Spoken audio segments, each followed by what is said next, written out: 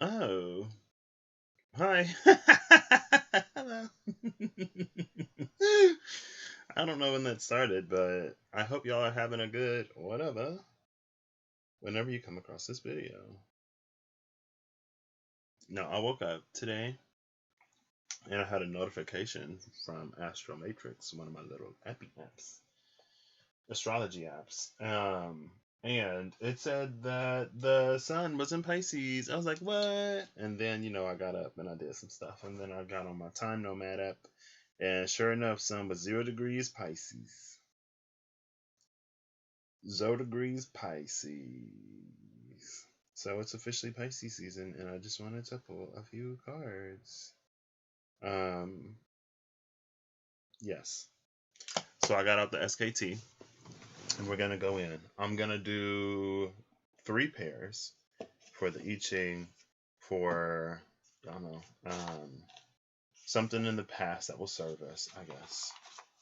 What it would serve us to focus on right now, and then what we'll hopefully have gained by the end of the season going into Aries season. So as we slide into Pisces season, we're going to be having Venus join the Sun and Neptune in Pisces, making that stellium. And then we're going to be having Mercury eventually enter Pisces as well, bolstering that stellium. And then I guess Saturn and Jupiter will be the only 2 planets in Aquarius. And then the moon, the moon is always going somewhere. So when the moon is in Aquarius, then it'll activate that stellium. But I mean, it's already stuff there. And it's been a few days since I pulled my calendar. So the last 2 were interesting. So I figured I'd share them with you. On the 16th, and shout out to the Farmer's Almanac, I guess. There you go. Oh my gosh, you can see it. In New Orleans, Louisiana, it is illegal to ride on a Mardi Gras float without a mask. And then we have the hellebore's common name is Lenten rose because it blooms in late winter or early spring, often during the season of Lent. So yesterday was Ash Wednesday. I had no clue. Mardi Gras was on Tuesday. I should have guessed that because there's an event on Animal Crossing Festival. I didn't sign in for it. Hopefully they still have the stuff. But that means that it's roughly 40 days until Easter, and that we're in the period of Lent right now. And Lent is the period of, you give something up that is an actual sacrifice. And I think it's designed so, like, the time that you would have spent doing that, you instead spend getting closer to God. So, like, reading your Bible or whatever way you get closer to the Lord, that's also built into Lent. So it's a time of sacrifice until the resurrection, which kind of makes sense, right? Because if you're dead, then you don't eat, you don't do a lot of things. You just sort of lay there. Now, physically, you lay there. Spiritually, mentally, emotionally. Maybe you in the great beyond. Maybe you're just chilling. Who knows?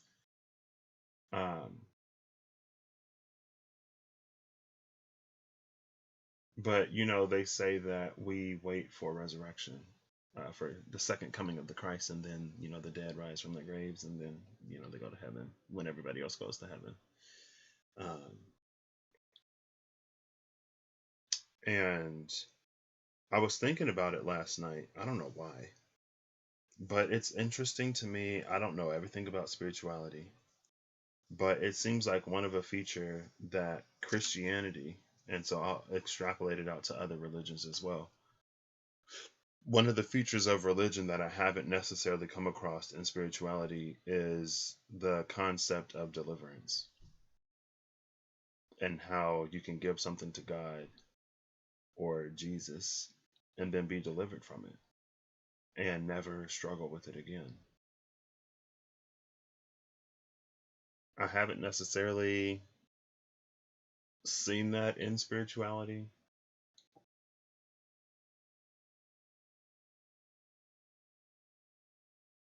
I will say that, like, there can be such a point, I guess, where you are so done with your life being ruined or controlled by something, to the point where you're just like, that's it. I'm never coming back to this. And you quit. And you never even have the thought to go back. Because more than you would desire whatever temporary relief or reprieve it would give you, you know what it would cost you and your happiness and your overall quality of life to go back to it. Now, when you introduce an element of faith there as well, it just makes that even stronger. So, yeah, I just realized that last night. And maybe I'll do some searching, but yeah, I don't know why I thought of that. This is interesting because it's illegal to be on a float without a mask, but it goes into the element of charade, I guess. And I was also thinking, because there's a lot of stuff happening in the world right now. You know, it seemed like every time I get on the news or every time I like get on Twitter or open up whatever, something else is going down in India. I'm like, oh my gosh. Oh my goodness. And then, you know, all this winter storm sweeping the nation in the places that were impacted in ways that they're not necessarily prepared to deal with. But then you also find out some of like the reasons why they weren't, as far as like deregulations and cutting costs and saving money. And when a disaster strikes, it's too late to update, or it's too late to be like, yeah, that extra little bit of money would have been worth it. And it just seems like, and then in another place in the world, one of our 2016 friends is back, and it's like, oh my gosh, is they just gonna release everything? But it seems like some of the stuff, it's not that it's preventable necessarily, but it's like we have the capabilities to respond a lot better to some of the crises, or to, you know, do what we need to do in the time we need to do it, to not necessarily take preventative measures, but to lessen the impact of certain things. But a lot of times it's like, oh, you know, well, that costs money and we can't justify the cost of the money, so we're not going to do it. But then, you know, again, by the time something happens, it's too late. I'll get one card for each of these. One for Lent, one for the masks. So, whoops, there we go. We'll start over here.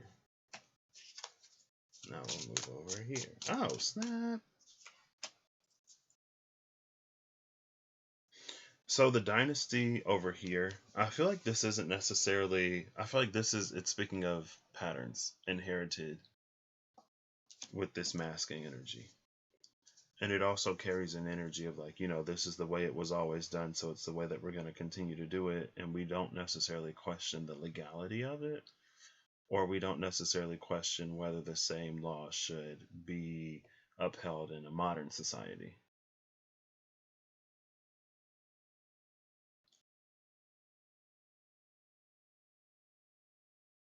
And what it does is, I feel like it creates this system of intricate chains and tethers that bind and constrict, because it's like we're down here, everyone else is just doing what everyone else is doing, no one necessarily knows why,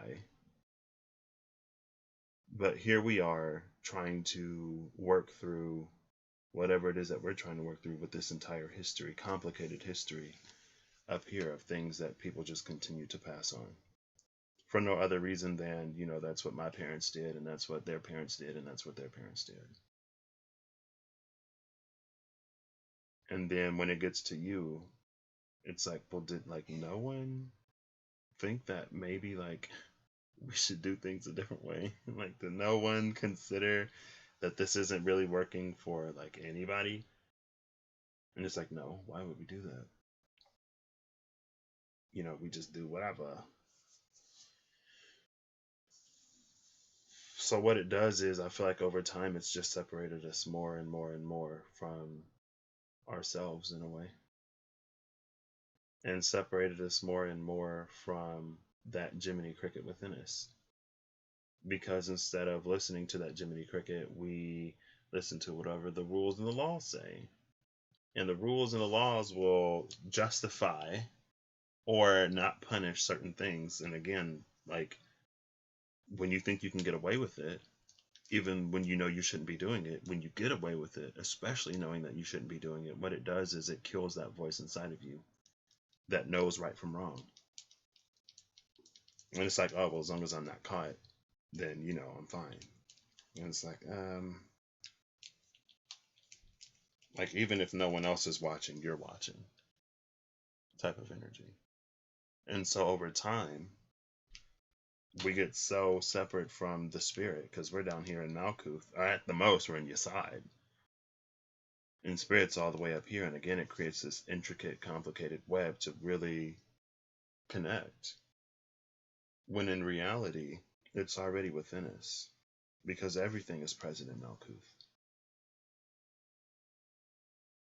And I think that was one of the, I don't want to say failings, but one of the misfortunes of the age of Pisces that the age of Aquarius is seemingly going to connect, is that it seems for a long time we kind of forfeited our morality and surrendered it to different systems, be they legal, spiritual, or religious.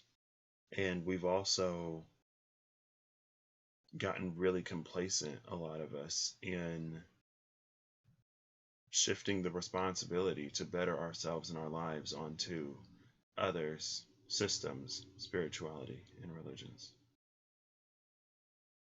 To the point where sometimes we don't even want to do what Spirit is telling us to do because we believe that Spirit is just going to give it to us without anything being done on our part.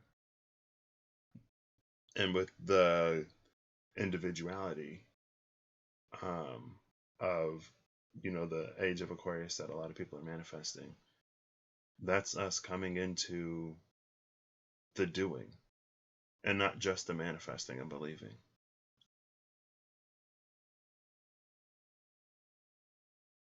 But as any progression goes, like, we should take what we can from the season that we're leaving, because if we leave everything, we're bound to have to repeat something.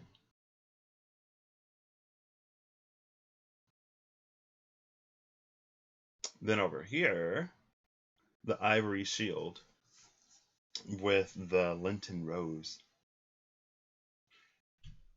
It's carrying an energy of something that is saved. So it's very much a sort of delayed satisfaction. 3 of Wands, the politic is at the bottom. It feels like a manifestive politic, honestly. And if I could say anything, I guess it would be that, like, what Spirit asks of us, and in some ways does demand of us, it's like we try to find loopholes and we try to find ways to not do what it is that we need to do to get what we want. And it's like, in my mind, it's just like, okay, well, if so many people are manifesting world peace and things of this nature, why is it that you can't see the opportunity for world peace through the hurt of the world? When someone says this is unjust, why isn't it that you put that same energy into solving that, into addressing what we've been neglecting? Because that's how we get there. Like, we don't all of a sudden wake up one day and I guess everyone gets along or whatever. It's like one day the world is what the world is, and then you wake up the next day and everything is completely different. Like, that's not how things work. Because we have choice, because we have will, and because we're all learning and growing in ways, right? Just like, if you have a child or a parent who is well off, but they want to instill a work ethic in their children so that when they pass, or for some reason the money runs dry, then they know how to survive. They know how to build more or how to accumulate again if it is lost.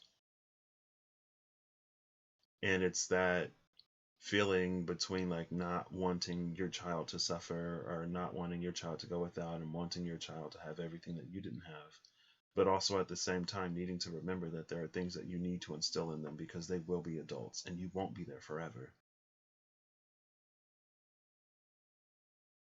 But it's like we've been spiritually children that have stagnated for a very long time.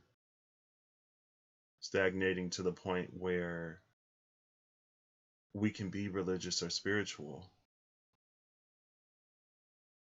and care less for the hurting people and the hurt of the world and the inhumane atrocities that certain people will hold on to, believe in, or inflict upon others, and still not find any type of dissonance with that.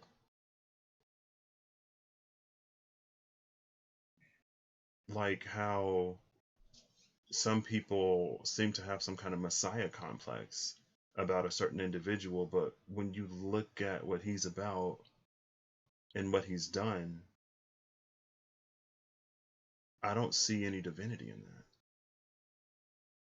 that. And what he's endorsed and what he literally built his platform on that got him elected the first time, because that's the country that a lot of people want to continue to live in, and the system being what it was at the time, the first time he won.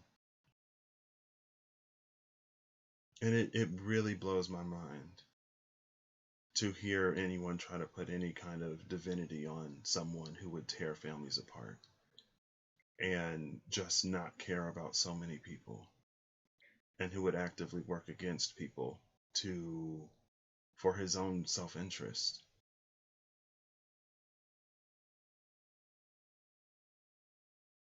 Like, what I personally believe is that, did he catalyze a lot of things? Of course. But I don't think it's for us to hold on to that. I think it was for us to see all the things that we needed to see to decide that we're going to be better. And to invite that back in is inviting ruin and destruction. And it's a ruin that some of it was instated and installed and instilled when he was in office, and now that he's gone, we're probably going to be dealing with the repercussions. I don't know everything, but apparently, they deregulated things in a certain country or in a certain state in the country. And because of the deregulation, there was no winterization. And because there was no winterization, they weren't prepared when everything got a lot colder than it was supposed to be. But that's the thing about preparation when it comes to the divine. We don't know why we're preparing or what we're preparing for. And it is a lot easier a lot of times to not do what they're asking of us, to stay complacent and to stay in a box, wishing and praying and manifesting more, but never doing anything to get it. Because it's difficult, it's hard, it's scary, it's dark, it's whatever, I don't know. And not to be cold, but again, if you don't go through the preparation, if you don't pay for it up front, you'll pay for it many times over later. And with this Three of Wands, it's like we're trying to manifest on our own terms. We're trying to like bargain with spirit to get everything we want, but not holding up our end of the deal. And with Dynasty and the Ivory Shield, it's like this energy has been perpetuating for a very long time, and that's why spiritually it's like we get blocked off from certain things. And it seems the things that we want the most, money, fame, fortune, status, it's like physical 3D things that it doesn't necessarily take the divine to give us. It's not very sustainable, but that's how we are with sustainability.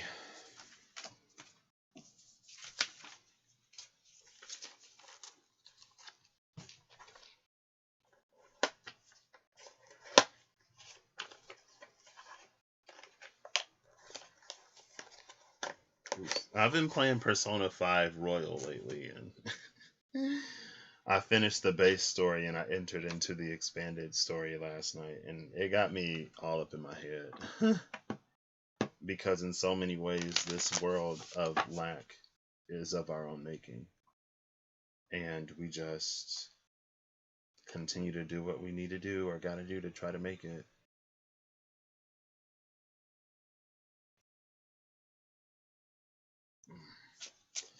Okay, so let's just shuffle that out. Let's just, ooh, the Ten of Cups with the Emperor. Okay, all right, all right. So happy Pisces season. I wonder when the last Pisces season of the Age of Pisces is going to be. Oh, snap! Look, there's the moon, the Pisces card, the Necromancer in this deck. And then here's Mars and Pisces with the Ten of Cups. Third decan of Pisces. That's where Neptune is. Just continue to hold the light, little light. Continue to be hopeful and shine. We'll see it. Hopefully we see it before it's too late. Because it seems like a lot of times it's like we don't get out when the getting is good. Ooh, a message from Gaia. All right, Gaia, what you want to say? Gaia's like, I would like to interject, please.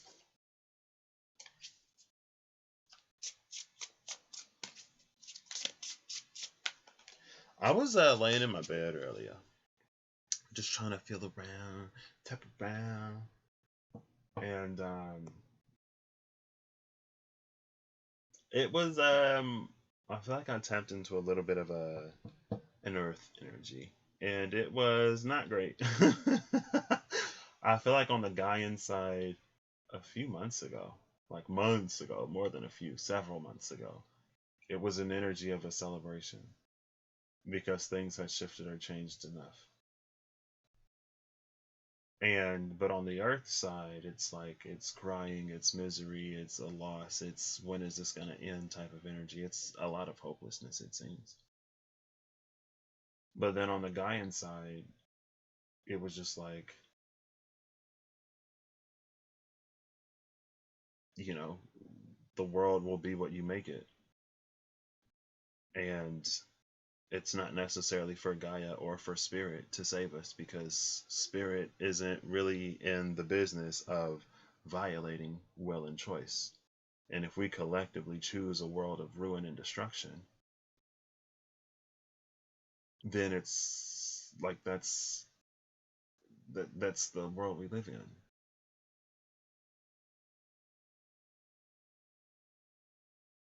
And it's like instead of putting in the elbow grease to fix or to correct or to make lighter the world, we just kind of sort of throw our hands up and leave it to fall into ruin. But, you know, that's not necessarily to say that there's a lifeboat for you to get off of.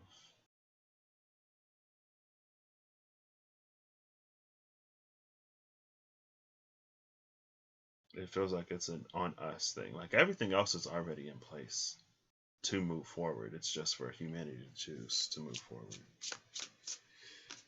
And I guess it wouldn't be much of a choice if you eliminated one of those choices, would it? So we have some time to make our decision, and hopefully the world doesn't suffer in the meantime, because that is a long time.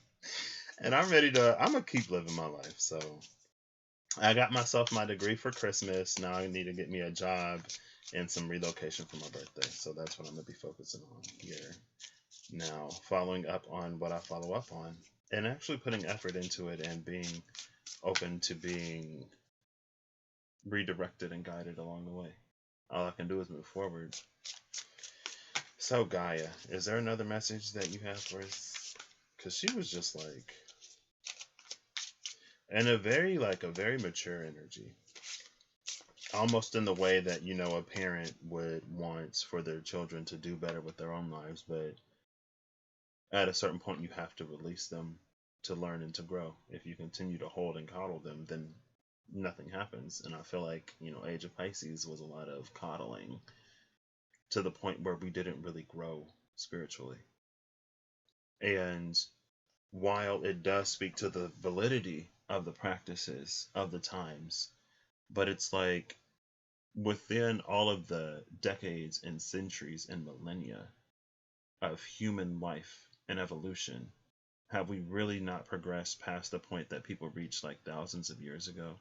And it's like, they had this knowledge and information thousands of years ago or hundreds of years ago, or they've always had this information. And this is, how we do it. And it's about going back. And again, it's like, well, how much have we regressed if spiritually they were a lot more in tune and aligned in times that we have to dig up to find?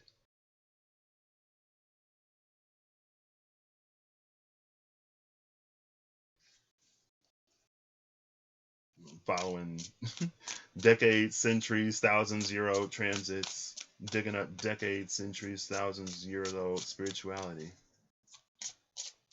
If nothing else, it just show us how much, it should go to show us how much we haven't really moved. And not only should it show us how much we haven't moved, it should show us the ways that, like, how ineffective it can be to move in certain ways. Like, it seems like we're repeating some of the same things, hoping to get a different result. And it's like one things we haven't really collectively tried to do was actually put in the work to solve problems rather than bypassing, running away, or killing people. Okay, but Gaia, girl, like, what you got it? Where was that it? I'll give this 3 more. If nothing comes out, then I'm gonna assume that was it. Because I wasn't gonna talk about that, but last one, girl. Okay, that was it. Bottom of the deck is the Ace of Pentacles, though. That's that new world, born of the space of man's heart. And man's heart is a mess. It's a mess. It's a whole mess. I mean, even spiritual man's heart is a mess. If you can look at somebody as your, like, messiah, and they just committing just all kinds of atrocities. They just nasty, running platforms of hatred and separation. And that's your, oh my gosh, it blows my mind. 10 of Swords, well, that's what that leads to. Look, there's Gaia, still at the bottom.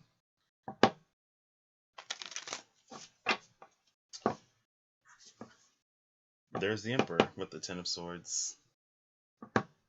I think that's a splitting energy, because in this deck, that old masculine energy is dead. This feminine energy has killed it, and it gives rise to the true masculine energy. And again, like, it came to me a week ago, 2 weeks ago, just in the bathroom. And it was like, again, it was that energy of, we think we live a religious, faithful life, or a spiritually aligned life, and then we get to the place after, and it's not the better place, and we're like, what's happened? And then devil energy is like, well, did you really think that the divine would be in uncompassionate, heartless thinking and alignment and action?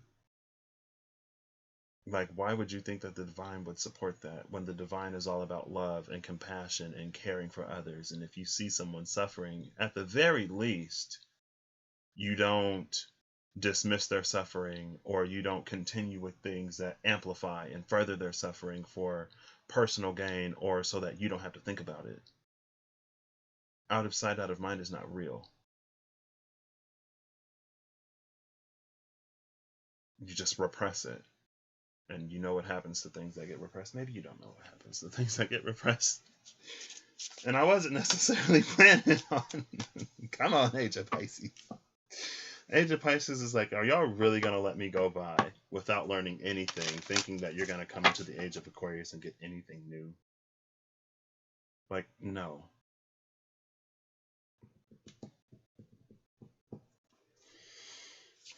But that's oneness for you. You are the center of your world and your universe, and everyone else is an illusion.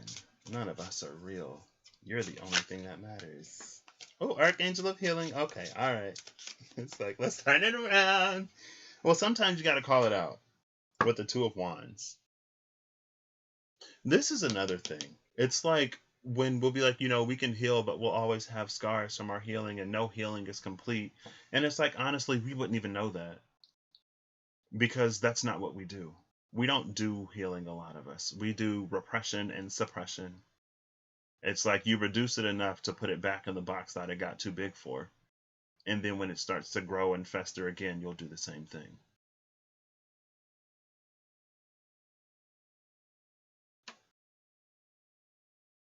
Ooh, Ace of Pentacles again.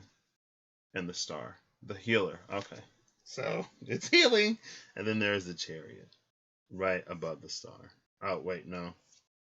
That's the Page of Wands and the Fool between that and the star. And then the Wheel of Fortune after, the Wheel of Life. But with this Chariot, like, this is something that we have to desire. And not only desire, but to also actualize.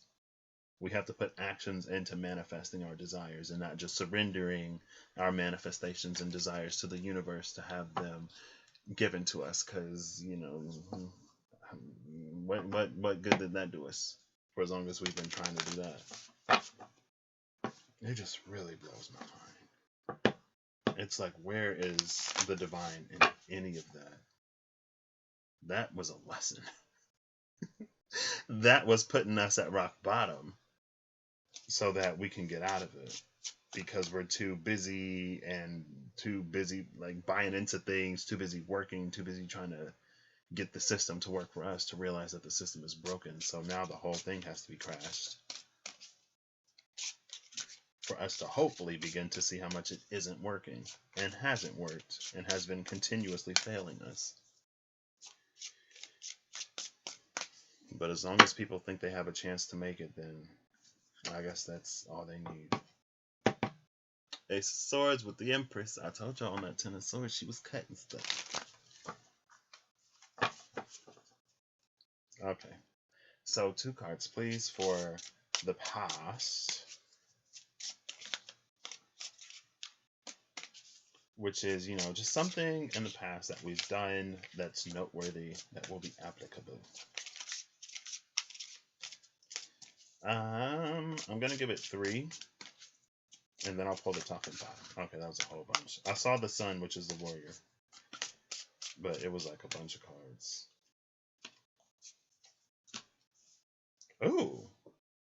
The Golden Shield and the Archangel Commander. That's an interesting energy. And then for the present, / what it would serve us to focus on now.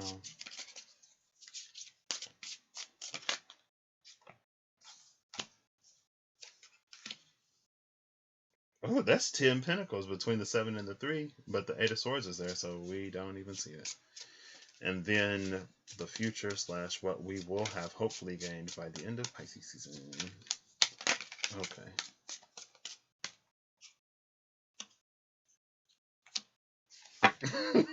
The 6 of Cups with the Tower. Oh gosh. Oh, with the Archangel of Healing. Okay, all right. It's that healing. All right. Okay. All right. Bottom of the deck is the Convalescent. The Convalescent in this it's this energy of like, it's not going to be forced. Honestly, if you don't want to do it, you don't have to do it. The world will keep turning, and the cycle will continue. If you want anything else, if you want anything different, you're going to have to get up and do it yourself. And you've already got that Ace of Swords there. And it's literally right next to you.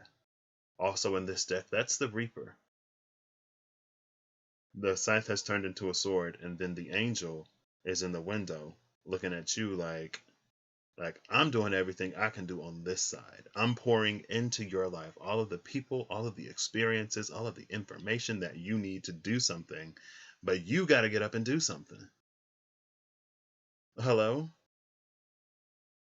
Angel's just like, what's her expression in this? She's just like, not disappointed, but like, the way she's looking today, not displeased. But it's just this feeling of like, you know, like, I am doing and have done all that I can, yet you continue to ask for more. I can't give you more, because that violates the very nature of what we're about. We're not about forcing or coercing. Well, maybe a little bit of coercion. Because it's like, hey, you should do this, and you should do this. You get all the signs and synchronicities to do it. and then you don't. So I'm also going to be doing the I Ching. I think I mentioned that, which is why I wanted pairs. But this pair confused me. I'm not sure about this one. Well, let me dig into it before I just go to the book.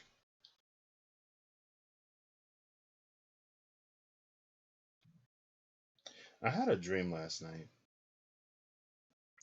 and I was in the gymnasium at my middle school, which is a common setting in dreams for me for some reason. And gym was over. There was like a locker outside, and I was like, well, because I was like late. So I was like, I'll change like my shirt, and then I'll go back into the locker room, and I'll change back into my pants and everything else, right? Because you got your PE clothes and you got your school clothes, so that you ain't walking around smelling sweaty all day if you had PE earlier or before the last period. And so I was walking back. A lot of people were coming. They were already leaving, and there was this girl who stopped me, and she was like, "Hey," I was like, "What's up?" And she was like, "Can you like identify this for me? Like, can you tell me what this is?" And so in the dream, it was paparazzi. My mom sells paparazzi, so she's a paparazzi consultant. She's the one who gave me this necklace. I already mentioned that, and the one I got this bracelet from. Even though Chino, the dog, jumped on me one day and like just his nails are so. I'm like, if I'm getting scratched like this, we might as well have a cat. I'm a cat person though, and a family of dog people, so Anyway, and it was a bracelet, and I was like, well, if we count the number of beads between the fasteners, like between these things, if we count the number of beads, like that'll help. I think it was like 2s and 3s. I don't remember the colors. And I was like, oh, I'll like ask my mom, or I'll send a picture to my mom and I'll get back to you. Like some random girl that I don't even know. And it was so weird though. Because I feel like in some ways like she disrupted the flow of that dream. Almost like she was outside of it. Because again, like I was following the flow of the dream, doing what I needed to be doing. Everyone was walking out. I was going in to change and then leave. And then she like came up out of nowhere. And it was like one of those, oh, like what can I help you? Like if you go inside your own mind enough to like be walking around sort of in another world, and then someone in reality is like, hey, excuse me, and you're like, oh wow, like where did you come from? Like I was somewhere else completely. Like that type of energy. I don't know. It was interesting. Back to this.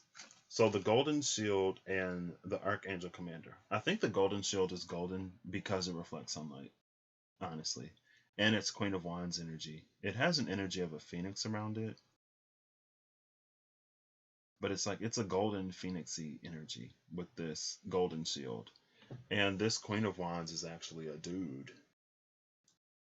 The queens of wands and swords are dudes. The kings of pentacles and cups are girls. It's a different system. It's angel in this system. Angelic, there we go. I was going to say angular. It's angular, it's angelic. This feels like the shield that is around the soul, honestly. It feels like the one who is the last, it's like the last checkpoint before you come into the fullness of who you are. And then right beyond that is the Queen of Cups, the ivory shield that we just saw. We just saw her. And here's her king, the Archangel of Healing. Again, because then it's like the Queen of Cups leads you to the divine. And then after the ivory shield, you come into the Queen of Swords, which is the Scarlet Shield. And that's where you mentally integrate the soul stuff and the divine stuff. And then last is the Ebony Shield, the Queen of Pentacles. where you bring all that energy into your actual like life, or you sort of pare it down to a point where you can use it and utilize it in your day-to-day life, rather than it being like these airy concepts that we have a vague understanding of, that we're continuously trying to unwrap and unravel and to apply in very spiritual and metaphysical ways, rather than, like, you can't really separate your spiritual life from your physical life. There's always some sort of tie and connection in there.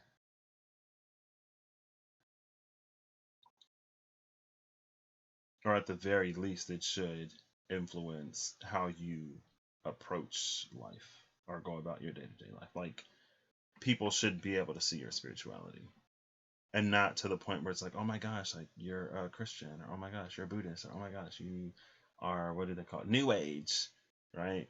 But it's like something about the way you live your life should be light in a space that can be pretty dark and dreary. Like, you should be a day maker. Not should be necessarily, but the way you live your life should be different. There should be certain things in the Hierophant system that you just don't fall into, because you're not a participant of it.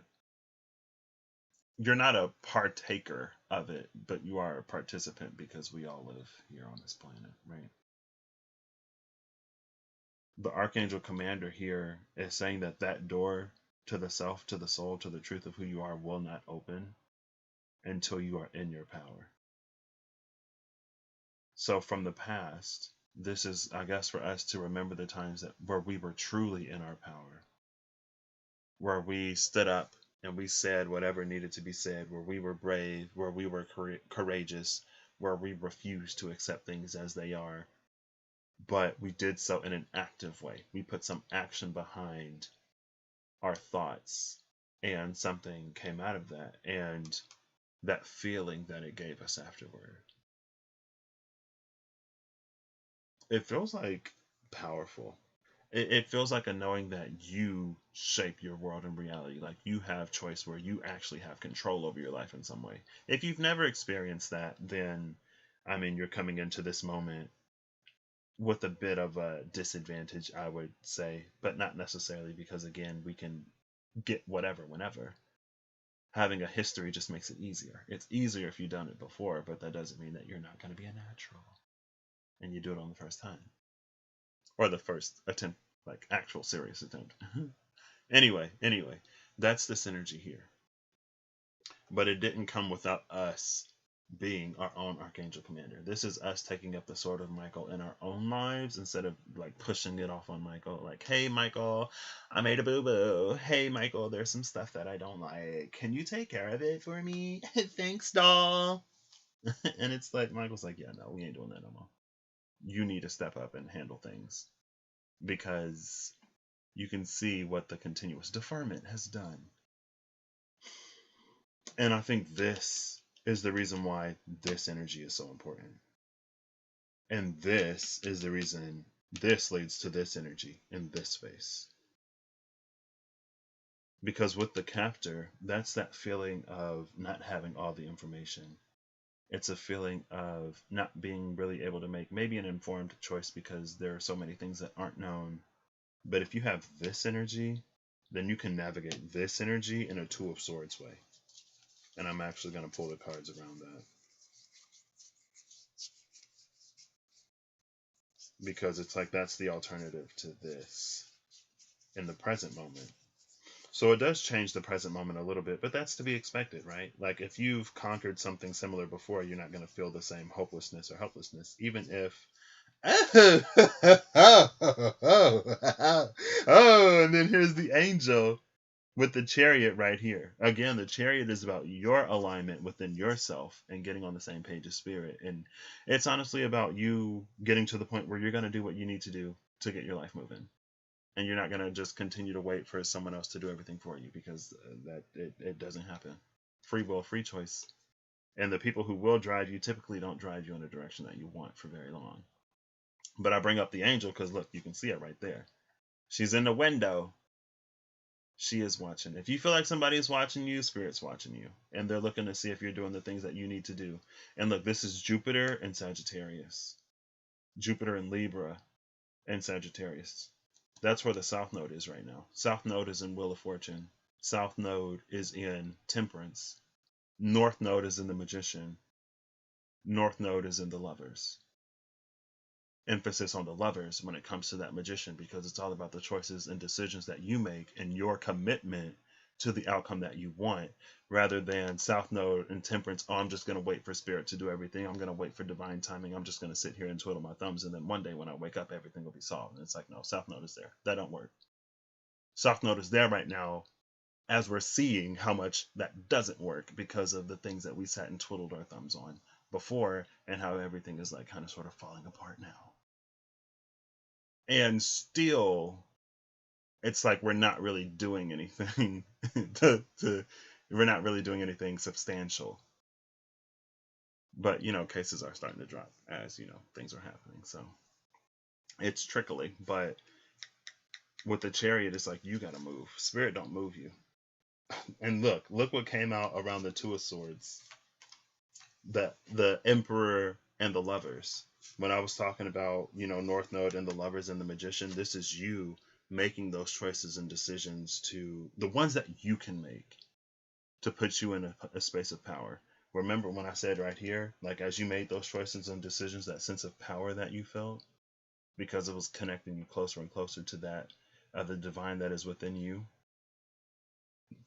Well, with the Emperor here, that's like, full on. And that's the difference between the Two of Swords and the Eight of Swords, because neither one of them can see. One of them fears, the other one trusts. And I'll let you decide which one is fear and which one is trust. So this, I thought, it originally did have fun Ten of Pentacles energy. Well, it didn't really have an energy. I was just like, oh, Ten of Pentacles, that's cute, because, the Ten of Pentacles is typically pretty cute. This is that Ten of Pentacles, though, that came out over here. Just like the Queen of Cups Ivory Shield that I mentioned came out over here. This is the inheritance of a ruined, desolate world. And it's ruined and desolate because of the heart of humanity, not because of the actual planet or Gaia or spirit or aliens. I didn't have to say it like that. It's ruined because of the hearts of humanity. And those who would claim, starseed and light worker, who would also come but continue to dismiss and disregard the pain and the hurt because it's hard to look at. And I guess it's not so hard to look at that, we would actually start doing something so that we don't have to see it. We just rather gouge our eyes out and blind ourselves so that we don't have to see it. But you still have ears. And even if you don't have ears, you still have a heart. So you would still feel that something is up. Or maybe you don't. I don't know. Goodness, this is not what I expected today. This is not what I expected. But it is what it is. And it's not going to be what it isn't. And it's not going to be what it isn't because we're not making it so. That's here. Hands tied. Blindfolded. I don't know what to do, so I'm just not going to do anything. So I'm going looking for... Actually, I'm going to look for the demon and I'm going to look for the force. Because this is South Node Sagittarius energy. This is North Node Gemini energy. And the demon, the devil card, has the South Node on it. So the erudite and the Two of Wands. We can see the splitting of the two worlds here. On one side is the Two of Wands, the discerning one, with the Hermit. So we should have that discernment within ourselves to know. There we go. And not only the discernment, but it's about moving forward. Shout out to the Ram, which Aries, down here. I was going to look for that card. Here's the force. Oh, yeah, see? Exactly. Let's see what's around the devil. The daemon.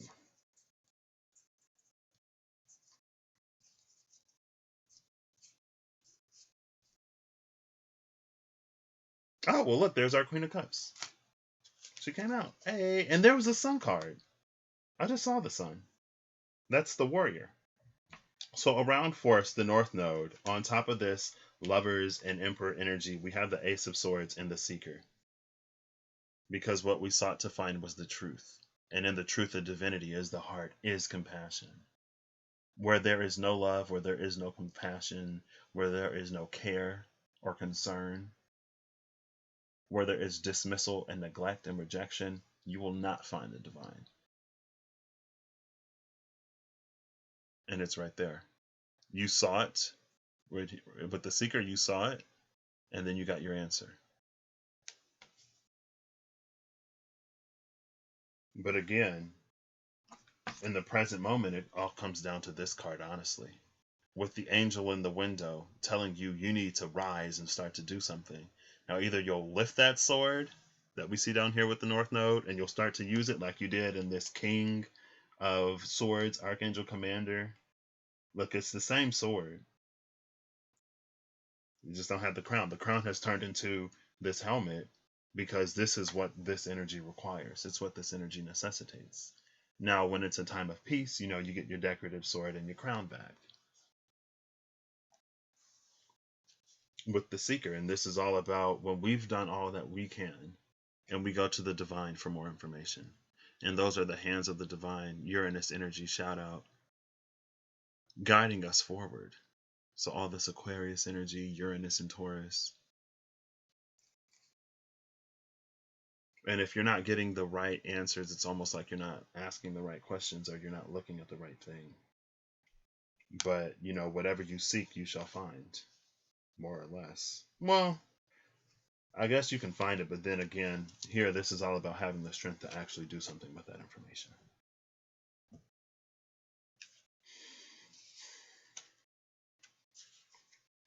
So up here, where was he? Here it is. Oh, and I'll show y'all. So I just showed y'all the Two of Pentacles, right?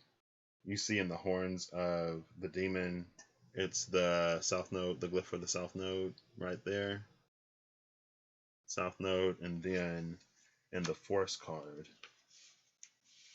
the North Node is right there.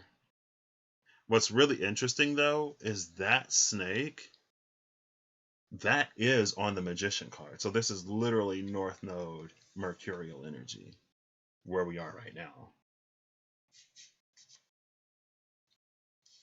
I'm not going to go pulling for the Magician because this don't need to be that long. But that's why I did that in this deck. That's why I love this deck. This is one of my favorites, even though sometimes when I first got it, I was like, what is this? Like, what does this mean?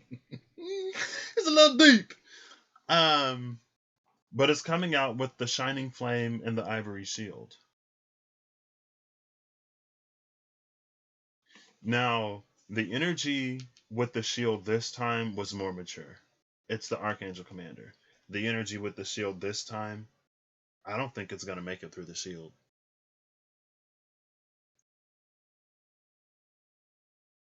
And again, I guess it goes back to that succession of the shields. I think it's succession, right? Yeah, it goes back to the succession of the shields. First is fire, then water, then air, then earth. But this hasn't even, like with the Knight of Wands energy, it hasn't made it to this shield yet, so it can't progress any further beyond. And honestly, with the Seven of Pentacles and the Three of Pentacles, this is like, with the 7-3-10 under this energy, you continue to get what it is that you continue to cultivate. What it is that you're continuing to manifest. And it's not the seeds that you plant, it's the way you tend to your garden. Because it doesn't matter what seed you plant. If you don't tend to it correctly, it's going to die. And if you're not maintaining the garden, then even if you plant the right seeds, and even if you do take care of them, if you got more weeds than anything, all the nutrients are going to go to the weeds that have already grown, that are already present, then will go to your seeds and they're not going to grow. They're still going to die. Like, I don't think sometimes we I don't think we really had a concept of even understanding how meticulous it can be to be in that sort of creator space, to be in a true like empress type energy where everything is growing and abundant, or to be in an emperor energy, which is the counterpart to that, which is the complement to that. And after the last time, I was like, what's the difference between complements and counterparts? In my mind, a counterpart is like the opposite gendered version of the same thing, right? Or the like the other genre equivalent, the other branch equivalent. But a complement, it's something different where it's like strengths and weaknesses get covered. Complements our counterparts is like basically the same thing but in a different body, dressed up differently, right? Oh my gosh, that's the male version of me. Oh my gosh, that's the female version of me. But with the complement, there is going to be some similarity, but there's enough difference that gives it a real sort of like team effect rather than like a clone or a multiple. And so the emperor and the empress are counterparts, are complements. The emperor and the empress are complements. And so if that's the energy that the empress needs to be in, then what energy does the emperor need to be in to complement that? It's just a whole bunch of stuff not being done here. Because again, with the Seven of Pentacles and the Three of Pentacles, this is an energy of you just continuing to give to the things that you were already giving to. This is an energy of you perpetuating or being inactive more so than an energy of you doing something new or groundbreaking. Hey, Mimi. Oh, I'm good. The cards are, it's a little rough today, honestly. They spicy today. But I'm good. I'm staying. It's actually been a lot warmer in my room because I don't sleep with my head under the window anymore. So I've been real good. And I left my earring in the bathroom. How you been? How are you? Yeah. This is that. It's like when you don't put any more into something than is already in that something, but you expect something more out of it. And then spirit is looking at you like, you got to do something type of energy. Yeah.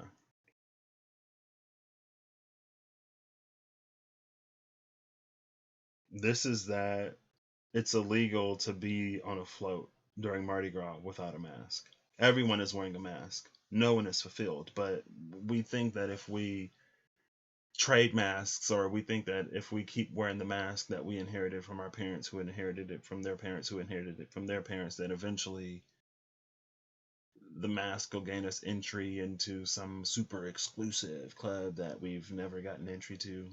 Like hiding your face won't do anything. I mean, look at her face. Can you tell who that is? I don't think that's getting her anywhere either. You don't even know what words describe it. You're good. Glad to hear it. Whew. And it's ending us out with the Memory Keeper in the Tower with the Archangel of Healing. This is the energy that we have to gain throughout this Pisces season. Oh, I'm reading Pisces season. That's what I'm doing. So this was an energy for us to kind of sort of keep in mind, or an energy that it's good to have a foundation in, was the Archangel Commander.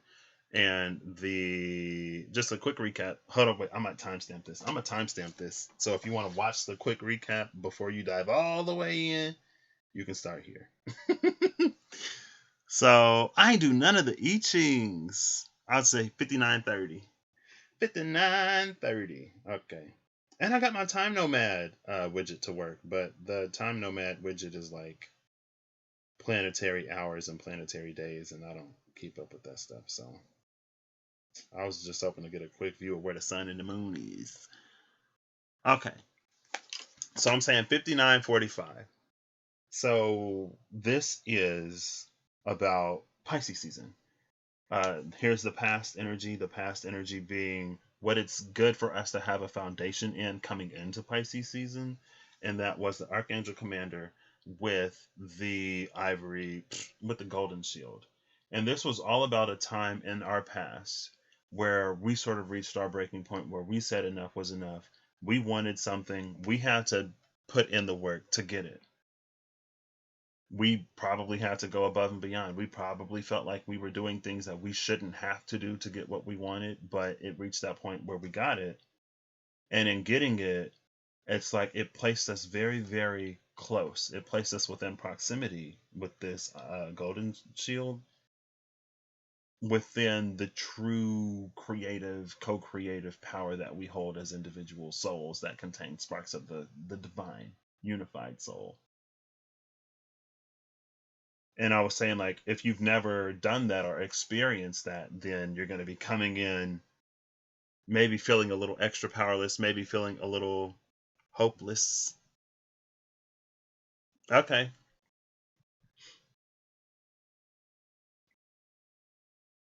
And feeling like we're not really able and capable of doing what it is that we need to do. We give into like the despair and things of that nature a little bit more easily. But if we have done this, then we sort of have a basis, we have a foundation, we have experience in knowing that we do actually have the power to shape our own lives. There are a lot of things that we can't control, but when we are serious and when we do the things and operate within the realms where we do have control,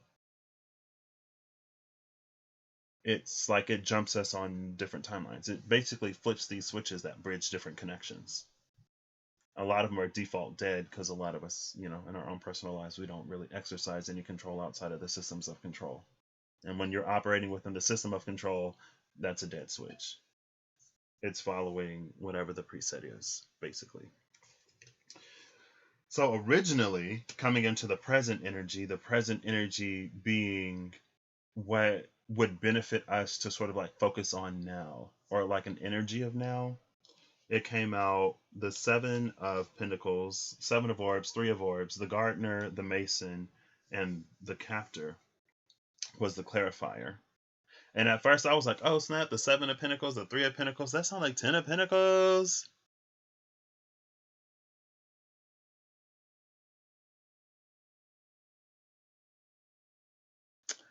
No, I haven't seen her pop up. I haven't seen him in a minute. And that's the reason why I'm not really in the spiritual community anymore. That's why I just stay in my own little bubble because it seemed like it's always going down in the spiritual community. And I'm just like, I don't know, I'm too focused on growth for all that. For me personally, I'm just like, because if I watch stuff like that, I would never want to be a part of the spiritual community. And I'm trying to like ease my way into being comfortable with some kind of community, but a lot of what I've seen of the spiritual community on YouTube is a whole bunch of drama that I'm honestly not interested in. Like I like my peace too much. And then the energy that come with it, I'm like, but I thought like I saw him a while ago. Cause Seven, he was the one, his channel was like overstanding or something like that. And I was like, oh, this is interesting information, I guess. But I just didn't like keep up with him. But I guess somebody got to be in the community to call it out. Because there are people in the community. And if they're being taken advantage of or whatever, someone needs to be in there to say something. That somebody just ain't me. Because you got to have a platform to call out somebody else's platform. That's all I'm going to say. I got one, but it ain't on the same size and magnitude. Oh, goodness. Well, speaking of people being harvested on, that's that Eight of Swords. So, when I was talking about people who have been within the vicinity of their true power before versus people who haven't, it's like it's not that you can't step up when you need to. It's just easier if you have practice because you see things differently. When you've done it before, it's not as bad, right? Like if the worst thing that's ever going to happen to you in your life has already happened to you, then you don't Like you're not as phased by things when they happen. It reminds me of this one show. She went to like a horror cafe. It was like a themed restaurant, and the theme was horror. And she was like, "Is this what people find scary?" And she was just laughing. She was like, "The scariest thing that's ever gonna happen to me has already happened to me. Like this is nothing. This is what people think is scary. This is like I laugh at this." But this is it's again when you don't have that experience, and so you do tend more to fear. And I was like, well, the opposite of this energy, the other side of the pole of this energy is the Two of Swords energy, because they're both blindfolded, right? One of these fears, the other one trusts. And so then I went and I pulled the cards around the Two of Swords, and surprise, surprise, lo and behold, it was the Lovers and the Emperor. If you don't chat, you're listening. Okay, gotcha. I'm just catching people up real quick, and then I'll chat more at the end. Um, I'm not surprised because before this, I was talking about South Node. South Node is in Sagittarius right now, which holds the Empress, which holds the energy of temperance, and through its ruler, the Wheel of Fortune. Just sitting around, not doing anything, twiddling your thumbs, praying and hoping for spirit to come in and do everything, that's not going to get you anything right now. North Node is in Gemini. North Node is in the Lovers, back through rulership with the Magician.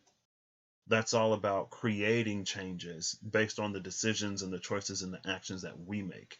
It's using all of the tools at your disposal to do something, not to just sit there and wait for divine timing to begin doing things. And then around that energy came out the Emperor with the Lovers. This Emperor is what this energy was getting you towards. Like this is the energy that was adjacent to this that you've already potentially experienced in the past. At present, you're going to be doing this more and more and more to the point where you start to really fully realize the things that you have control over and the mechanism of that control, I'll say. And then after I did that, I was like, well, I'm talking about the North Node and the South Node. So let me go pull around the Demon, because the Demon holds the South Node energy, and the Force, because the Force holds North Node energy. This was here. These were here. And so I went through the deck and I found the Force first. Here it is. I was like, let me get this stuff together. You can see the North Node and the Force. This is literally on the Magician card. This is literally North Node and Magician energy. It's Gemini. Backed by Mercury, who is the Magician. And around that came the Seeker and the Ace of Swords. And the Seeker is a fool. The Seeker is the fool that's not completely brand new. The Seeker is the fool with experience, but it hasn't completed it. Like it hasn't gone through this before per se. And so the Seeker goes to the Divine, offers up the one of 3 divine roses that it got to bloom. It's 6 and 15. No, 8 and 15. South Node is 15, which is 6. North Node is 8, which is an 8. It's the Strength and the Devil card. Strength is on the North Node. North Node is on Strength. South Node is on the Devil. And what it is that we saw it, we found a truth. Now, at the bottom of the deck is the Four of Swords. And, I talked about this before I talked about anything. The Four of Swords in this deck, we have the Angel in the window, who is doing everything that she can on the spirit side. And here's us just sleeping there, not doing anything. This is actually, in this deck, it's the Reaper. But his scythe has transformed into the sword. And so while Spirit is doing everything that they can, and look at her expression. Whatever you see in her expression, that's how she's looking at you. No problem. And it's like, again, Spirit's done everything that they... And look at this. Like the 3 swords have been removed, right? Any pain, any hurt, any suffering that you're experiencing when it comes to this angel energy, like oh my gosh.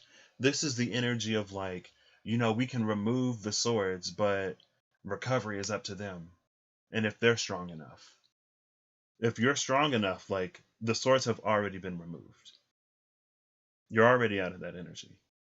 If you keep yourself in that energy, that's your choice, and your world will be a reflection from that choice. Everything ripples out. And it becomes this sort of phantom pain energy to the point where you may actually manifest someone else repuncturing you, sticking 3 more swords in you, or you may stick 3 more swords in yourself, honestly. But it's like you're already laying on the operating table, recovering. Whether you get up and fight, whether you get up and continue on or not, it's completely reflective on your strength and what you choose to do in your own life. Down here with North Node energy, that seeker came out the Ace of Swords, which is, again, this energy is making another call to this Archangel Commander, or to this pair, because the Emperor called out to this energy. The Ace of Swords and the Seeker is calling out to this energy. If you're seeking the Ace of Swords, I was talking about people calling on Michael. Michael, come down, do this for me. Michael, come down, do that for me. Michael's like, okay, well, we had a whole age of Pisces where Spirit was doing a whole bunch of stuff for a whole lot of people, and look at where it left us. Going into the age of Aquarius that so many are manifesting, it's time for you to pick up the sword, and it's time for you to start doing stuff. Because Spirit doing it all, it leaves us infantilized spiritually, where we're incapable of doing simple basic things. And it's like the best information we have right now seems to be information from thousands of years ago. And how much have we regressed or stalled, been stagnant, to the point where thousands of years old information is better than what we have, or better than what we're capable of?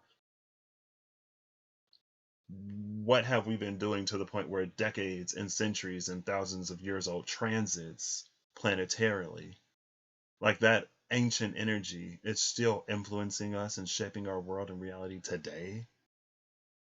Now, in my mind, from my perspective, that doesn't speak to the power of astrology or spirituality. What it speaks to is the stagnation and the decay and the decline and regression of humanity, and of the collective heart and mind and soul and spirit and everything else. Now, is that because, life was harder back then? Maybe. Maybe we've gotten too comfortable. Maybe we've gotten too complacent. Maybe the energy of instant gratification puts us in a space where we don't want to have to do anything for the things that we want, and we expect them. And whenever something requires a little bit of energy or effort, we don't do it. But with Spirit, you miss out. You can't. I want to go talk to the manager with Spirit.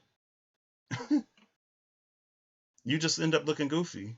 But your pride won't allow you to back down. So you stay stuck. You stay stagnant to the point of decline and regression. Well, I've been talking about this for a minute. Ever since Mars was in, like, when I saw the card, the 10 of Cups in this deck last year, when Mars was in Pisces, and I was like, Mars in Pisces is literally the energy of the 10 of Cups. Mars is the decan ruler of the 3rd decan of Pisces. But we're going to treat Mars in Pisces like, oh, don't do nothing.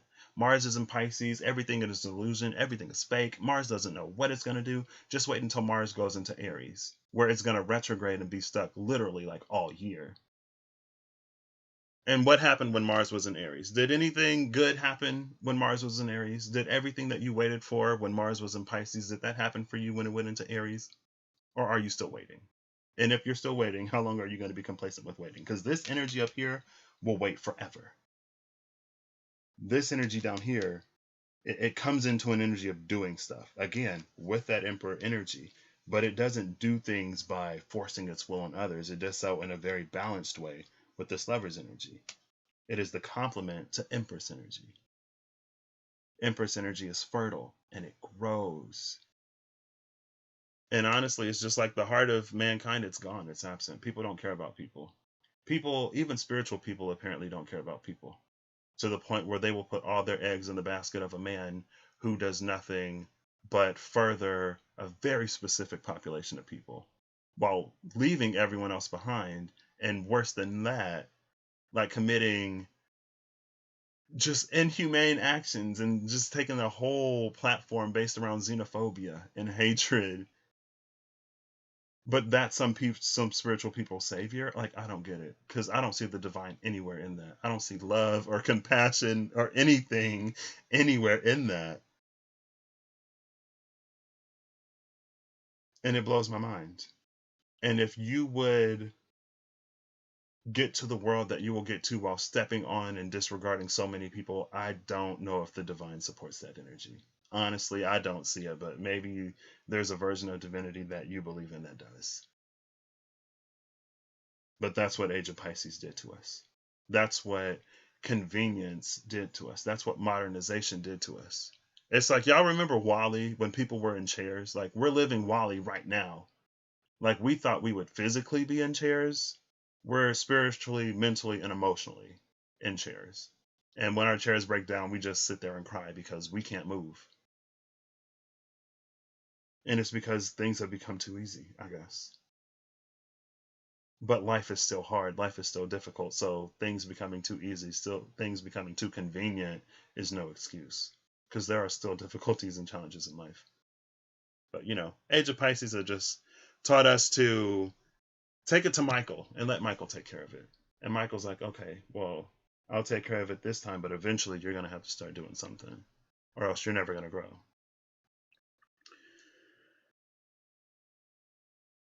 I mean, I wouldn't necessarily say that, because I don't necessarily come for anyone's beliefs or practices, even though I kind of sort of do.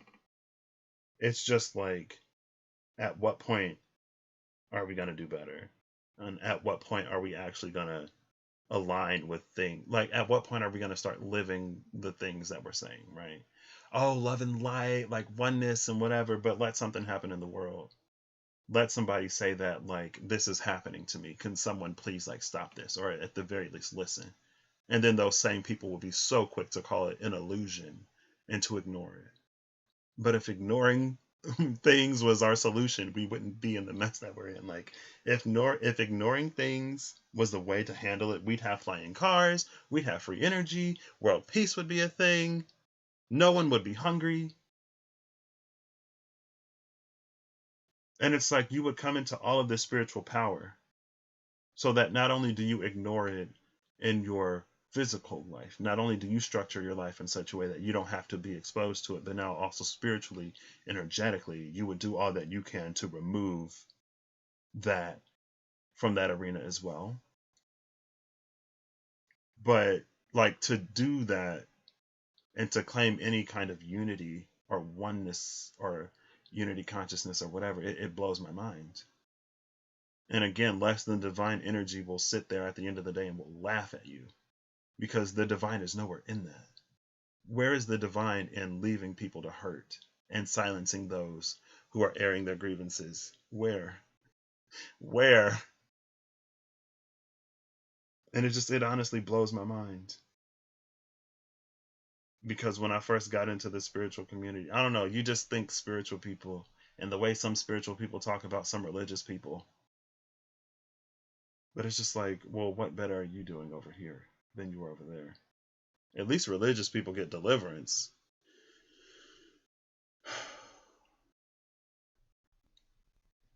I don't even say namaste or namaste, because like, to me, it just seems like one of those little things that people sort of co-opt. Like, oh, I'm spiritual, look at me, love and light, namaste. And I saw this one special. It was this Indian comedian, and he's like, it literally means like hello, like, like, trying to make things out to be more than they are, and then, like, they say it wrong. That's what he said. He was like, they say namaste, like it's namaste, it's not namaste. And then I asked one of my buddies, I was like, what do you think? Yeah, I don't co-opt things that I don't know about, or that I don't have a resonance to learn about. That's my thing. Like, if I don't, like, if I'm not interested, or if it don't pique me, or if it don't, like, tug on my energy a little bit, I'm not interested. So, like, if whatever you say namaste means, you can just say that. The divine in me acknowledges the divine in you. Have a good one. Right? Like, you can literally say that. And it again, it comes back to this twisted, manipulated energy where it's like since times ancient, the people who quote unquote figured it out, they didn't leave any information intact and they didn't teach anyone incompleteness. And so if you're picking up on something, you're picking up on incomplete information. You're picking up on pieces and fragments that are not going to get you whatever it is that it's like not as seen on TV. On TV, you saw the completion. On TV, you saw the perfection of it.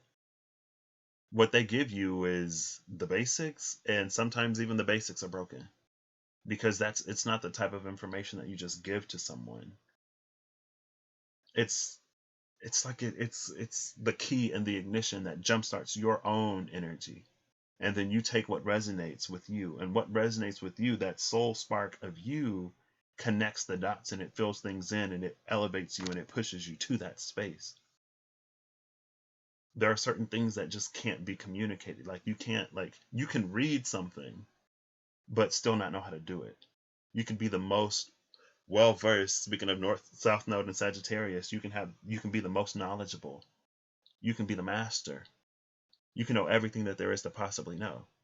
But when it comes to doing it in person, when it comes to hands-on, when it comes to making it practical and usable, then you fail. Because information only gets you so much. Experience makes up for the rest of it.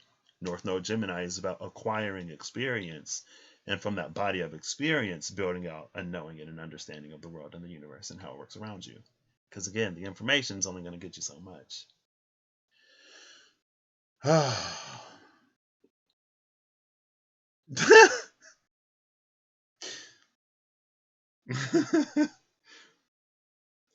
So up here, this Ten of Pentacles, it's an inheritance of a failed system, and it's a perpetuation of a failed system. The Eight of Swords, with like the Eight of Swords being the clarifier that came out, and it's like you'll never see it. You just keep doing what other people tell you to do, and hoping that eventually you'll find it, and hoping that eventually it'll work out. And up here around the Devil was the Knight of Wands, the Shining Flame, with the Queen of Cups ivory shield. And I said over here, there's a succession of shields. It goes from the fire shield to the water shield to the air shield to the earth shield. The fire shield is you getting closer and closer to that prime creative spark within you. The water shield gets you closer to spirit, gets you closer to the energy behind divinity that completes the puzzle through shared spaces of like compassion, through the element of life that connects all of us. You can't connect and tap into all that there is, rejecting what there is. You're disconnecting yourself from so much to try to claim an all energy, or to try to claim access to an all energy. And it's like, in what world like does that even make sense? But depending on whatever twisted hierophant system you believe in, it's like, to save yourself, you must first kill yourself. And not only must you dead yourself, you must entomb yourself.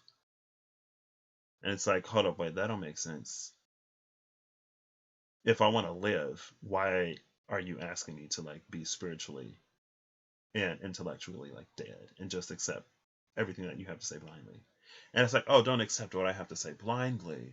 Go out into the world and take this information with you and see that it works for you too. But to that, I would say be careful what energy you work with, because energies go, the most divine and the least divine energies are very powerful. They go very high up, and anybody can make a candle flicker. It ain't got to be God to make you see a sign, because God ain't God isn't the only one listening.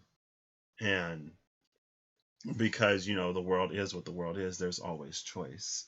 So it wouldn't be choice if the bad didn't have the same access to information as the good. If the bad didn't have the same ability to manifest in your life as the good did.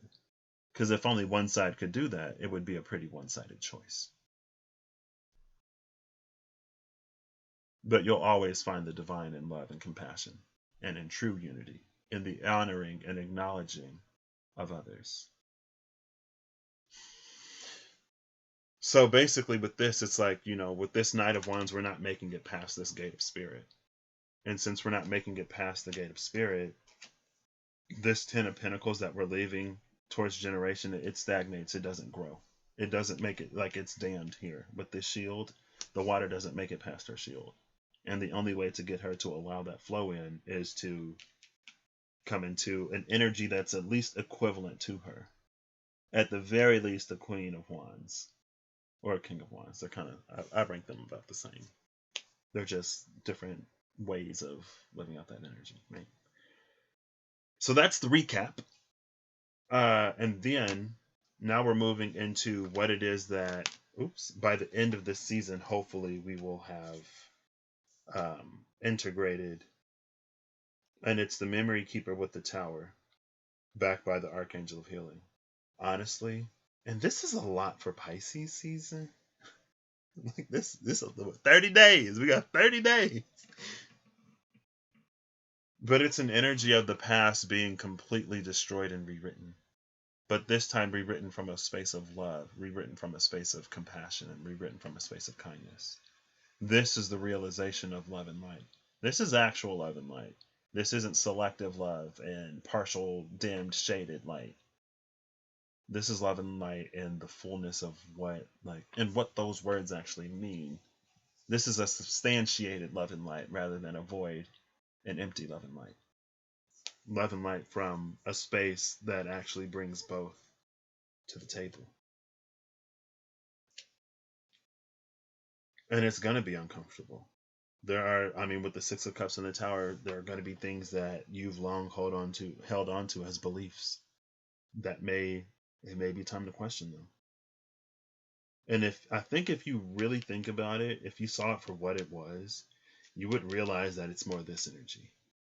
It's more what was handed down to you. It isn't necessarily yours. It's what you've inherited, and and that's one thing that keeps us so deeply tied to the past. It's an inheritance of a trauma that is older than anyone knows. But it's a trauma that carries through generation after generation. And there are things that happen to us in life that, without an element of spirit, in whatever way you believe in spirit, it can be very, very difficult to reconcile. But I will say that the one advantage that people who don't necessarily subscribe to a system of spirit has is that they're not as, well, I take that back, because you can get addictions for them. You pick up a vice. But without that system there, it's like there's no one else to default on or to push that problem off on. And so without an energy there to sort of fix it for you, it puts you in a space, well, if I want this done, I'm going to have to do it myself. And it's not to tell anybody to abandon their religion or spirituality, but again, even in Christianity, which is what I know the most of, faith without works is dead. Faith only gets you so much, but then you have to put into it to make it complete. Because the divine will never force you to do anything. It's not in the business of making choices for you. And again, going back to this Four of Swords, everything, like, the operation is already complete. You can get up and leave you have to discharge yourself, though.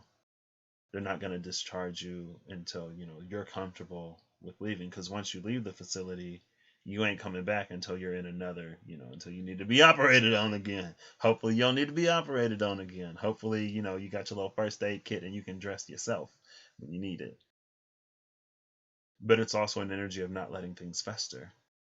Because if you let things sit and pile up and fester, then you're going to have to call in a professional. You do what you can in the moments that you can. And in that way, it keeps you from being overwhelmed. Or you're not as easily overwhelmed because, there's not stuff just piling up that you're not taking care of.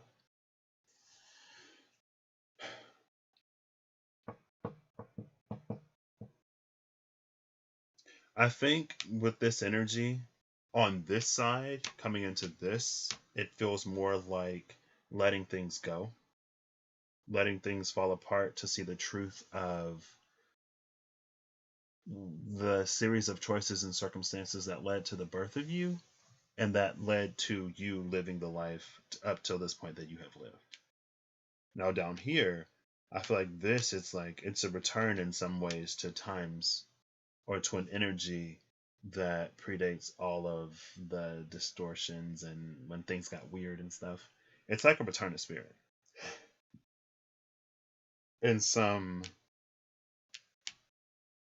more experiential way, in a more emotional way, it feels. But I think it's still going to. I think it's going to have the same effect. I think it's going to have the same effect here, but you're just going to approach it from a different. You're going to approach it from a completely different perspective, and so you're going to get something completely different out of it. Because the acts of Shiva, it removes corruption. That's what it does. You might be like, "Oh, Shiva, the destroyer. Oh no, he's gonna." But that's a very modern thing. Complete and utter annihilation and destruction. It's modern in the sense of like in a medicinal way. Back in the day, they would use like maggots and things like that. Things that only eat what is dead and dying and decaying is what they would use. Now with modern medicine, we just kill everything. Right? With chemotherapy, you can't select for only the cancerous cells, so it kills everything. When you use hydrogen peroxide to clean a cut, it doesn't only remove the bacteria, it also kills healthy cells. And that's why they say you'd probably actually be better off not using hydrogen peroxide and just allowing your body to naturally sort of fight. And if you want to disinfect, maybe use something else or maybe use it sparingly, because again, it's also going to kill the healthy cells in that area, which it's going to take your body even longer to heal from. And that energy came out with the vultures and everything else. I already did that reading somewhere. It was days ago. I think I used the Tea Leaf Oracle.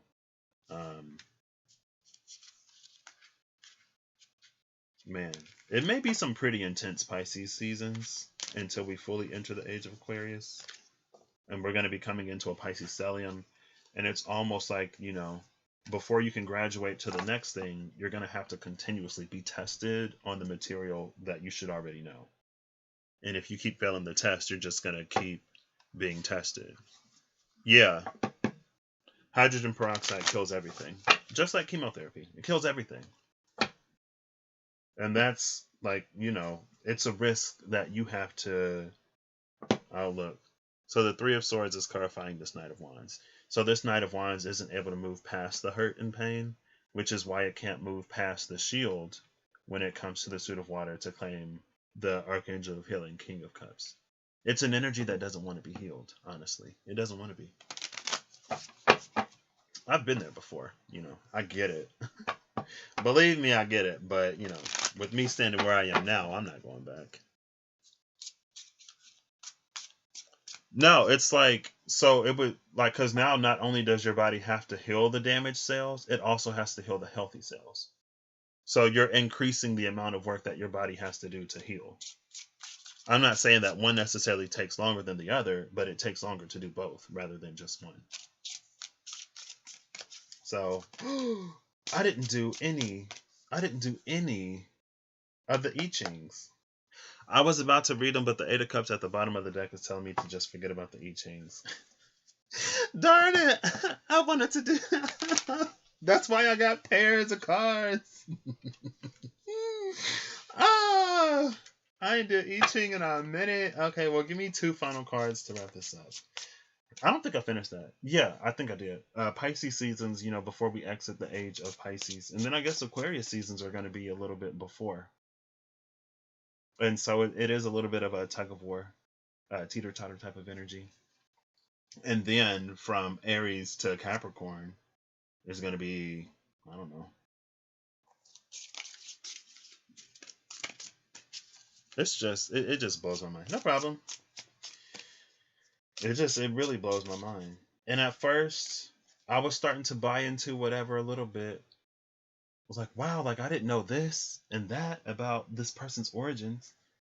But it doesn't matter where someone's come from if they're not going to be the type of person to move anything forward. It doesn't matter how much you give somebody. You could leave your inheritance to somebody and say, I want you to start a charity foundation with this money. But when they get the money, they don't have to do the charity. They do whatever they want to do with the money. And then you're like, but like, I told you that it was for that. And it was like, well, maybe you should have did it yourself. And then left somebody in place who would continue that. Because when you forfeit over something to somebody, you forfeit complete and total control. And you can try to take somebody to court or whatever, but that's why be careful the people that you listen to and what you buy into, the energies that you subscribe to, because there's no such thing as partial control, and human legality doesn't work on energy and things like that. People can do whatever they want to do with it. You just got to hope that they do the right thing. I want another card because I do want to eat you. So the first card is the Kindred. Oof, well. Well.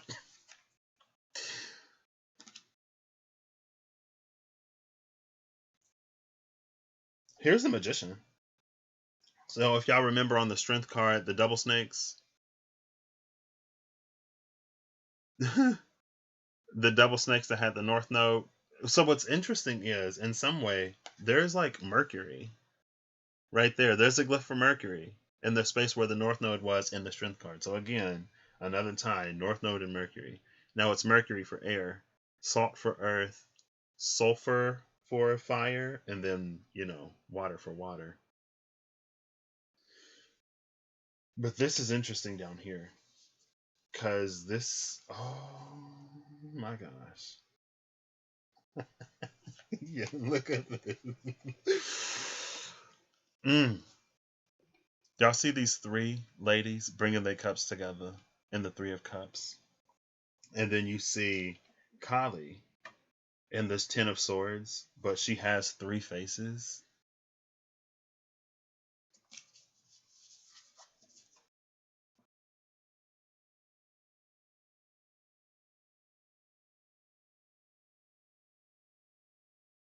And then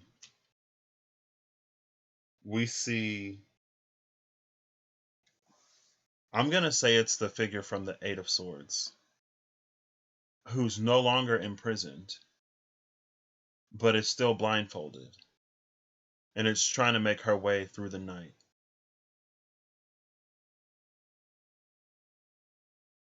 This is the space where she'll learn to trust. This is the space where she'll learn the voice of the divine. Because the divine will provide for her while she's wandering this desert, trying to find her way home in the dark. And honestly, it doesn't matter if it's nighttime or light time, because with that blindfold, it'd be dark to her either way. So in that sense, the moon in the sky, it's not the time of day. It's the reflection of her awareness and her consciousness. It's a reflection of her cognition of this chain of events. And it's almost like, she was the person under the rock, and then you come up and you're like, whoa, what's happening to the world? Like if you just slept all of last year and then you wake up today and it's like, whoa. Like, or even if you went to sleep last February and you woke up last March or last May, it's like, oh my gosh. But it's like, you were behind those swords all this time. Now this, it feels a little bit like a rescue operation, honestly. I don't know. I don't get it. Maybe I'll take this a few ways. The first way is like these three women are coming together. It's kind of coven energy. Coming together to summon this deity to right whatever wrong. And then you see the deity there, which is Kali. And that's what it did to masculine energy at the bottom. That's the little papal hand sign that's in the right there. That's the little papal hand sign that's in the Hierophant card, the Holy See. That's masculine energy. That's feminine energy. It's like, you want to play these Three of Swords games? Well, I'll Three of Swords you up there. I'll Three of Swords you here. I'll Three of Swords you there. And then an extra sword for having me go through this mess in the first place. But it feels like, I don't know. And then she walks away from it.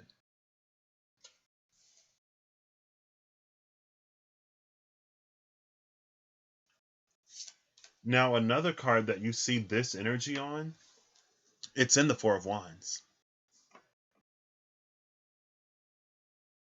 That's what you're witnessing in other people. Ooh, girl, that's why that's why I play nice. I'm just, if I can't play nice, I just leave. I don't play at all. Cause I mean, I ain't got time. I'd rather be watching anime and playing video games rather than messing with you. I'm like, yeah, no. If you're gonna play stuff like that, you can play by yourself. Anyway, whoo!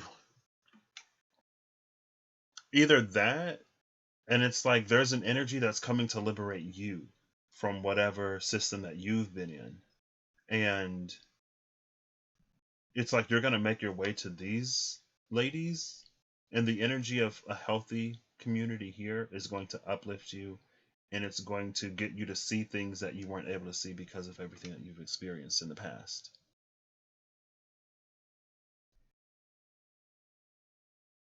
And there is a little bit of a divine energy here.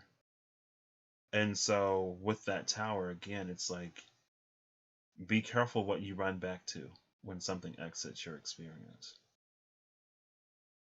And at the very least, it should be able to meet you where you are and to go forward with you. And if it can't meet you where you are as you are, then maybe it's not for you. Only time will tell. And also, whatever spirit is telling you, trust in that. The other energy here, it's a little karmic, right? It's like with that same coven energy, you get together maybe to do some stuff that you weren't supposed to do, and with this Nine of Wands, it's like you're going to be reaping it, and it's just the energy. It's like that, like you're going to wish that you were dead, or you won't be able to die. You won't be able to escape what you've done to others. It's going to come back on you many times fold. Because whenever you make a move against an innocent, you have to pay for that. Because now it's like you've encroached upon a territory that was not yet sullied. You've brought an energy of darkness to an area that was light. And a lot of times when we're hurting, we don't care what we do to other people. Now, if you want to play karmic games with people who also play karmic games and everyone's learning a karmic lesson, I feel like there's less karmic blowback because it's like it's an energy that's contained. But whenever you go outside of that, the repercussions are sent back to you manyfold because now you've added more of that to the world rather than it being contained in the little circle that it was for. And you're going to have lots of lessons to learn, and it seems like it's going to be unrelenting. I don't know. If it resonates for you, take it. If it don't, then don't. And the bottom of the deck is the Magician. I think the Magician at the bottom of the deck is this energy of like we're going to get more of what it is that we created.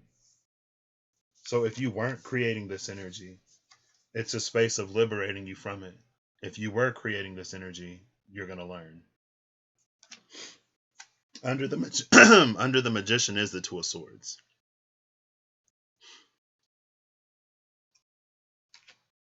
Under the Two of Swords is the Archangel Commander. Okay.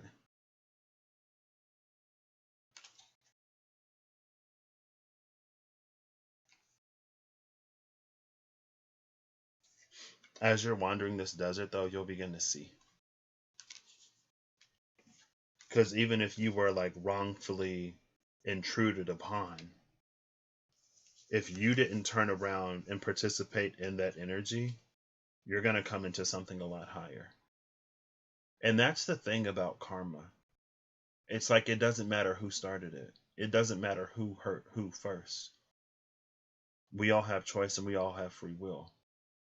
And if you would choose to distance yourself from the light of who you are, to dive into that shadow, then in that moment, that's the choice you make.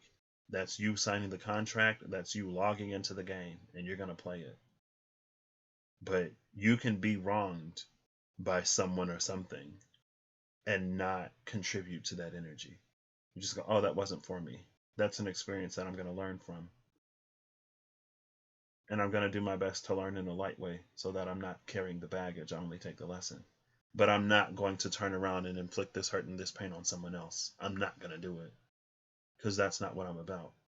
And then that's when you, if that was your experience, you come into this Two of Swords with the Archangel Commander energy, where you don't allow your experiences in the world, the way you see it around you, affect and influence and impact how you utilize your power. With that Archangel Commander, you choose what is right, you choose what is just, you trust the divine more than your own eyes. And you come into that. And then here's the Conservator, which is a protector. Sometimes we find ourselves in a space of misfortune. And we determine and we decide after that what happens. Bad things happen to good people sometimes. But you don't have to become a villain. And you don't have to become the person who did whatever to you. If you do, that's a choice. That's a choice. A choice that you live with. What you said? You just started watching Tokyo Ghoul. My brother tried to get me to watch that. I'm like, that ain't my stuff. I'm like, if it's like bloody or gory, I'm like, I'm good. I ain't never watched Elfenlied. I don't watch. I can't. Even if it's like animated, I'm like, oh, that's too much. I am gonna I Ching though. Hey Siri, pick a number between 1 and 3. A random number between 1 and 3 is 2. 2. Hey Siri, heads or tails? Tails. Tails. So we're gonna do these two. Something told me to do these two, but I was like, well, the Kendrick came out first.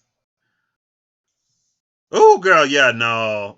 Somebody showed me some clips on the internet. I was like, I couldn't even finish the clip that she showed me on YouTube. I was like, I gotta go. I gotta go. This is too much. You walked away from so many situations where you wanted your shadow to live and wreck stuff. You're so proud of yourself, and thank God. Amen. That's what growth is about.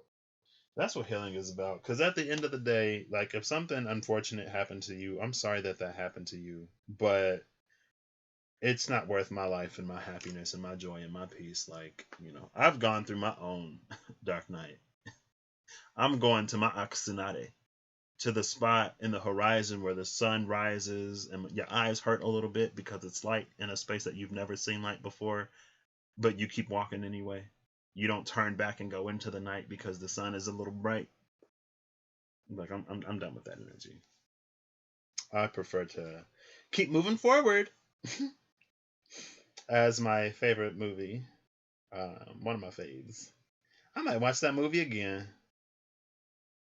If you want to know me, just watch Meet the Robinsons. Watch Meet the Robinsons, and you'll have a decent idea of who I am. And it's funny because it was one of my favorite movies long before I got to the point in moving forward in my own life. So, but the seeds had been planted before. So this is going to be heaven over. Hold up, wait. Nope. This is lake. Lake over. No, wait. This is the bottom, this is the top. Right? So this is actually going to be fire. Fire over lake. The lake. The lake. The lake is on fire. Fire over lake. That sounds like it's some gasoline in there.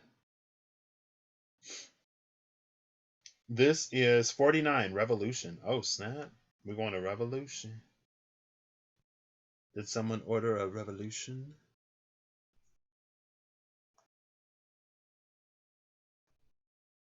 Some people revolutionary for the sake of being revolutionary, but remember to have a cause when you're rebelling, because you don't want to go a certain amount of time rebelling for the sake of rebelling, only to eventually, at the end of the day, find out that you were rebelling against what it is that you actually wanted to manifest into the world. But you were more concerned with doing the opposite than doing what's right. See, that's a little trick in the game. Sometimes they do that. It's like reverse psychology a little bit. But again, if you follow the divine, like, it don't matter. You don't fall up and you don't get tripped up in little games like that. This is change and revolution. Appeal upward to heaven, who will then strike down to sever that which is oppressive on earth. Okay, so that's what this is. So we're going with the first message. Appeal upward to heaven, and it will strike down on earth on that which is oppressive. And this card wasn't even like, I ain't even reaching around this card. So this is the appeal to heaven. This is the things falling apart on earth because, again, these systems don't serve. That's the Hierophant energy down there. The Hierophant energy itself was oppressive. Don't just let it go. Goodness. The fifth element, Lilu.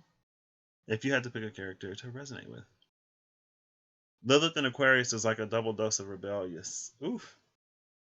I've seen the fifth element. It was Plasma. What was her name?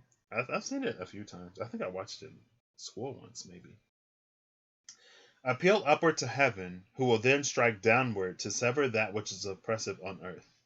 Be resolute that the change is necessary before you act. Be resolute that the change is necessary before you act. Because again, if you think you calling divine judgment on something or somebody, you may have to learn when to call on the divine and when not to call on the divine. Because again, there's almost an energy of like partial understanding. And that's how we get out of our feelings enough to not make rash decisions that we'll have to pay for later. Oof. It also reminds me of Samikiel in the Angelarium, the angel of vengeance, whose blade cuts both ways. So before you call down Samikiel on someone else, it's like, he who was without sin cast the first stone. Because once you engage in the act of stone throwing, everyone who has sinned will catch a stone. Some people might start catching boulders. So if you know you got a boulder lined up for you, you may want to hold off before you throw a pebble at somebody else.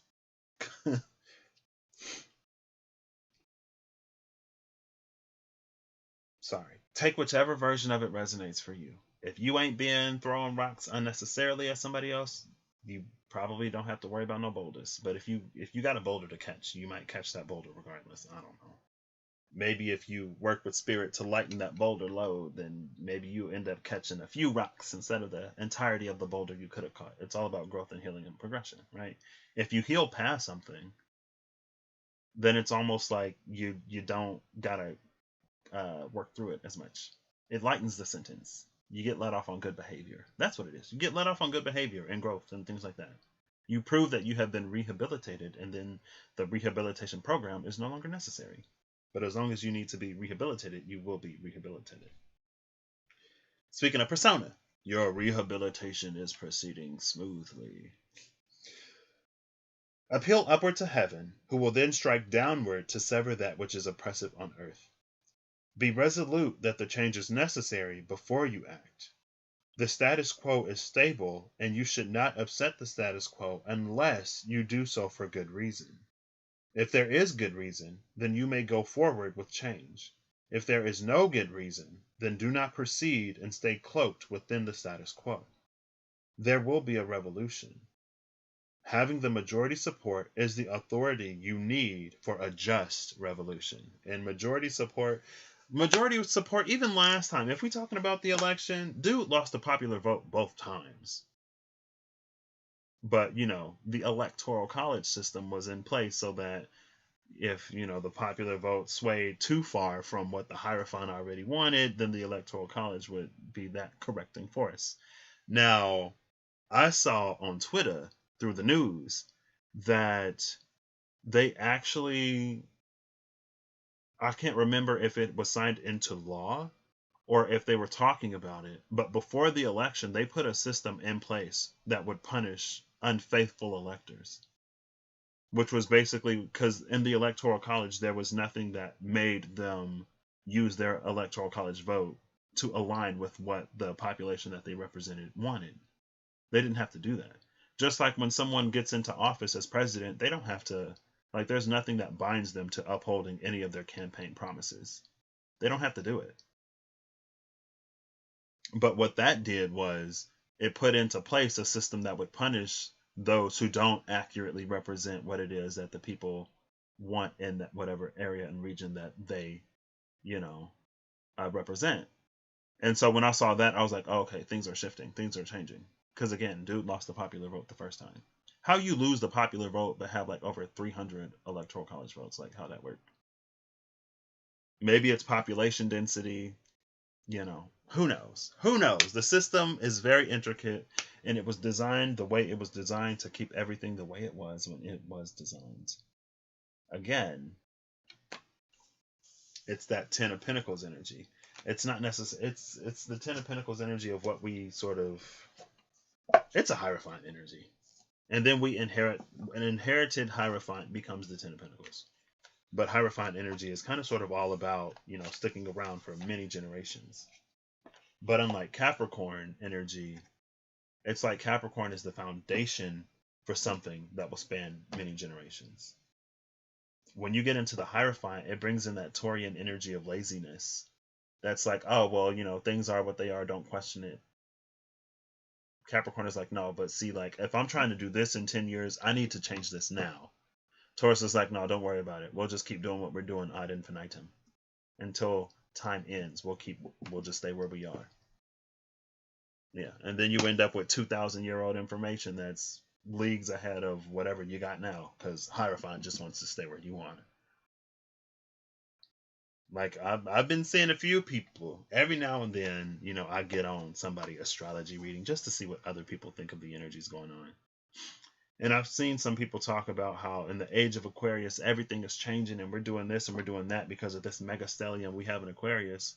But from my astrological point of view, all of what I've seen, it seems that most of what I've seen people attribute to Aquarian stellium energy was actually happening in Capricorn when you had Pluto in Capricorn conjuncting Saturn multiple times, or it got close a few times, conjuncting Jupiter exactly 3 times, and every planet, Mercury, Venus, Mars, the moon, several times that passed through Capricorn. Pluto was the one in Capricorn orchestrating this at ground level, actually below the ground, because Capricorn is the very foundation. And again, you can't build anything Aquarian if your Capricorn foundation is effed up. It's going to tumble. You can't build a skyscraper on a foundation that barely supports a single story, 1 bed, 1 bath house, a studio. You can't build a skyscraper on a foundation that can barely support a little studio. That's what all that Capricorn stuff was about. That's why things were kind of difficult, in my astrological point of view. So that when things come into Aquarius, we already have the foundation to do that. Because again, without that foundation, it's going to fall. And that's the issue I have with people like looking at transits as if they're snapshots. Transits are continuous. That's continuous energy. It's not, oh, when you wake up and the planets randomly decided to align themselves in this way, so today is a good day to do this. It's like, no, the energy that you were in before should be building to the energy that you're in now. And the energy that you're in now is building towards the energy that you're coming into. That's life. It's one continuous fluid movement. And even if you remove the element of time and space, energy is still energy, and energy builds upon energy.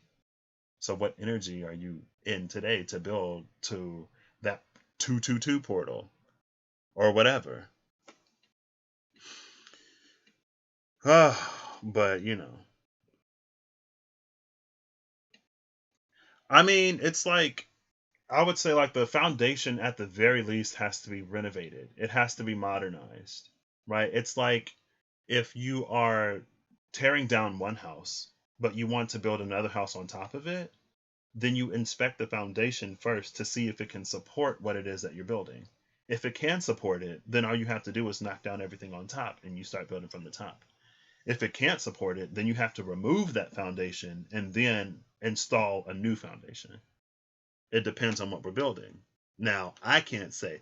I don't think it requires a complete and total restructuring societally and globally, because a lot of what we need, we already have in place.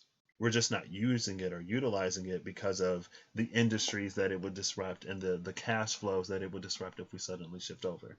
It reminds me of that one meme that it's like scientists remind world that clean energy is ready to go whenever, but there's so much money in the petroleum industry, and honestly it's like we use oil and stuff like that to justify so many of the wars and invasions on other people's lands and stuff like that, that we wouldn't lose petroleum and oil right now because of how vital it is to the current infrastructure. But alternatives already exist. We already have the means. It's just for people, again, like it said, when the masses shift towards the other side, then that revolution will be justified. So right now, I guess we're in the space of shifting public cognition and consciousness and awareness so that it's something that people actually want. Just like with that whole energy thing in Texas or whatever.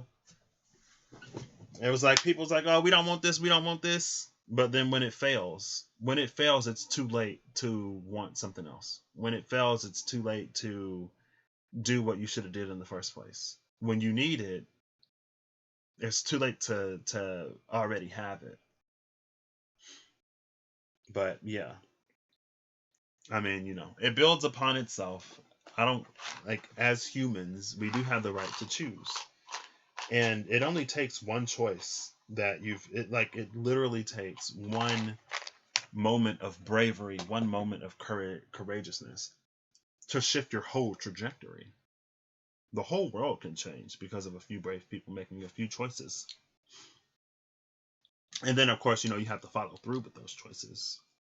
It doesn't do any good to make a choice and then go back and do something else or say something else or act in a different way. You actually have to act in alignment with that choice. That part is important too. But everything can change. The foundation just makes it easier. It reduces the leap that fool has to make, because a lot of people aren't ready to fly. A lot of people aren't even ready to leap. A lot of people ain't even ready to hopscotch. They want to just be moved to that space. They don't want to have to move. They just want to be there. It's like, okay. Anyway. I might put a little chili pepper on this one. I might not. I ain't putting no chili pepper on this. This was Pisces season. This is the energy around Pisces season. Happy Pisces season, everybody. The sun is 0 degrees Pisces.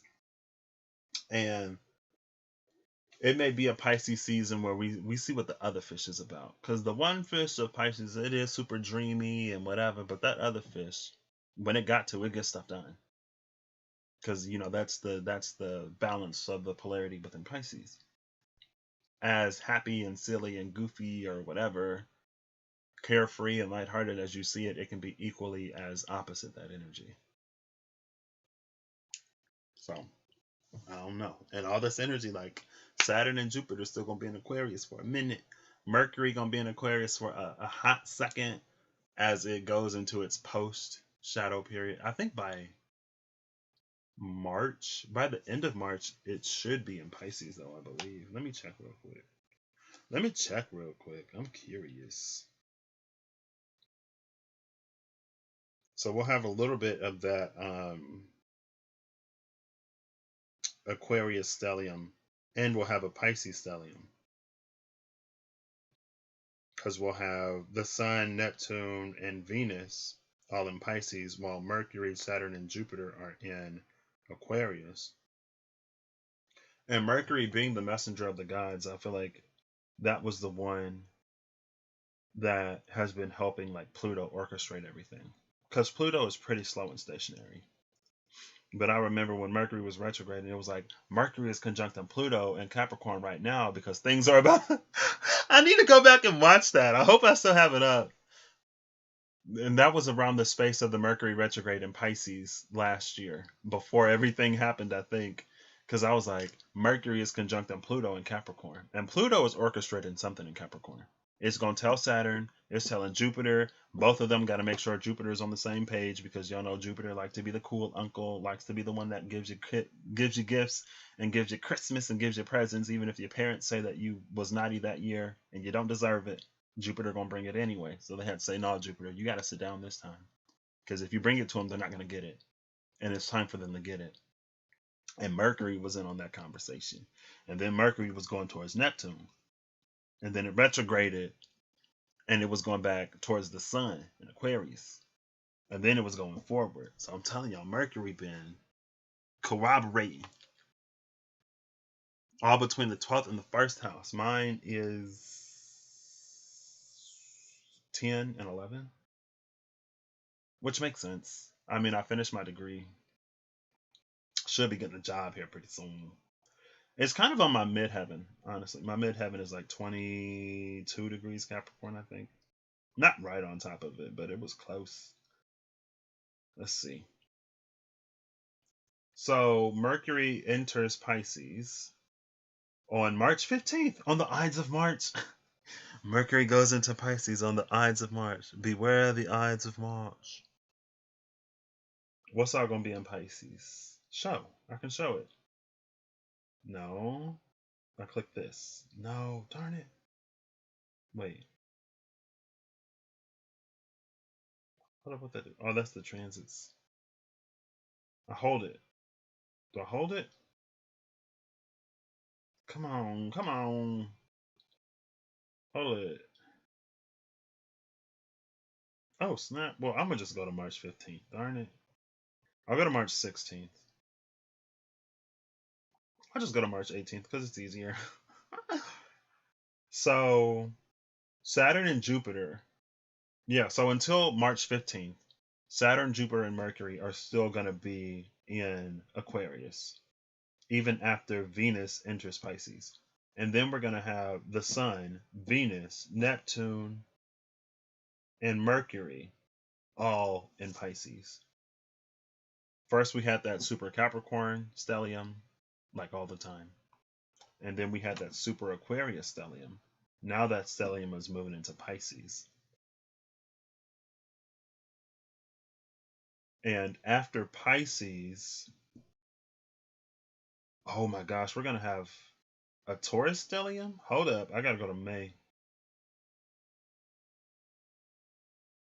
I got to go to May. Okay. So Mars is already going to be in Cancer. So Mars is going to be out of Taurus before Taurus season, I think. So it's not like we're going to have like Uranus, the Sun, Mars, Venus, and Mercury all in Taurus. But it's like it's continuous. And so if you stop at some point along the way, it ain't necessarily just going to resume. Like the world does keep moving without you, but I don't know. Just live life and find out. That's what I do. That's what I do. At this point, I'm like, you know what? I'll live life and see. I'll see what the world is telling me through the people, through the events, through the media I engage with. Excuse me. Like I've been watching a lot of video games and anime.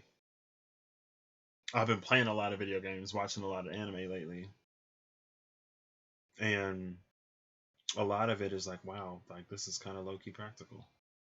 So that's what I got. It was fun, Mimi. It was a little spicy today, but somebody got to say it. Somebody has to hold us accountable if we don't hold ourselves accountable.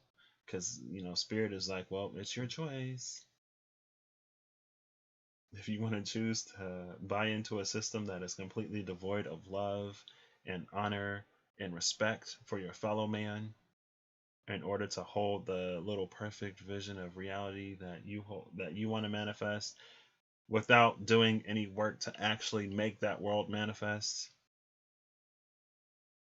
And like that's the wild thing about the Three of Wands energy. It's like you ask for something, Spirit gives you the opportunity to do it or to get it, and then you don't take it.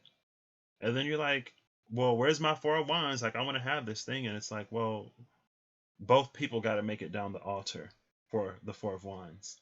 And then the people who are there to witness and observe have to make it to their seat in the venue. If no one shows up, there's no ceremony.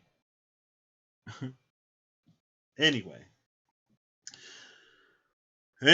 it is. It reminded me of what you said that one time when you was like something about like Japanese entertainment where they just be putting it in there.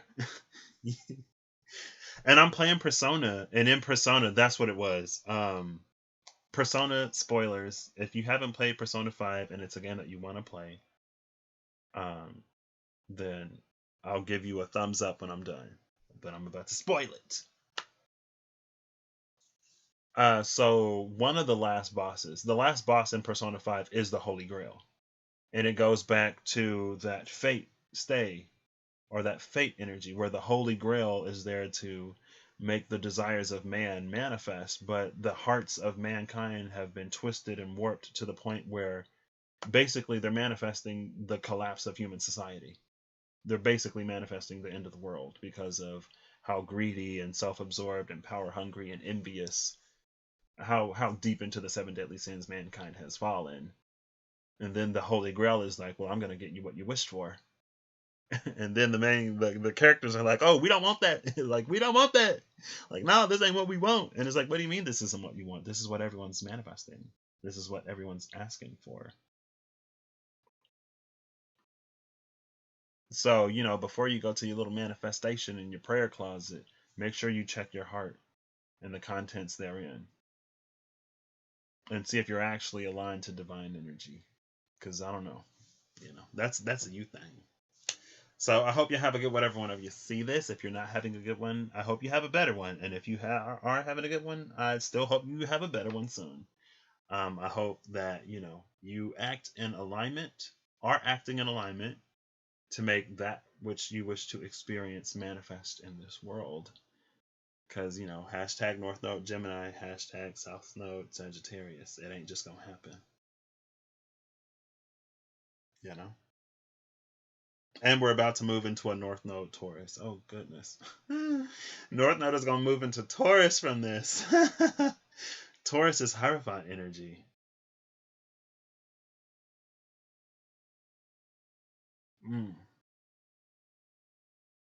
Okay. South Node Scorpio. Okay. Oh, I didn't read the thing for today. So the thing today, February 18th, if it thunders in February, goose eggs will not hatch. If it thunders in February, goose eggs will not hatch. And I love this energy because a goose egg is like 0, right? It's like it was a goose egg. It was a bust. It was a dud.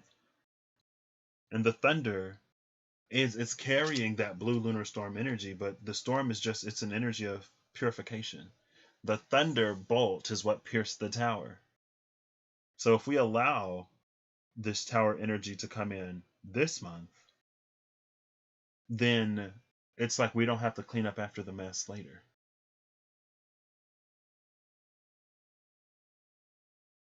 Because if the goose eggs hatch, then, geese aren't nice birds.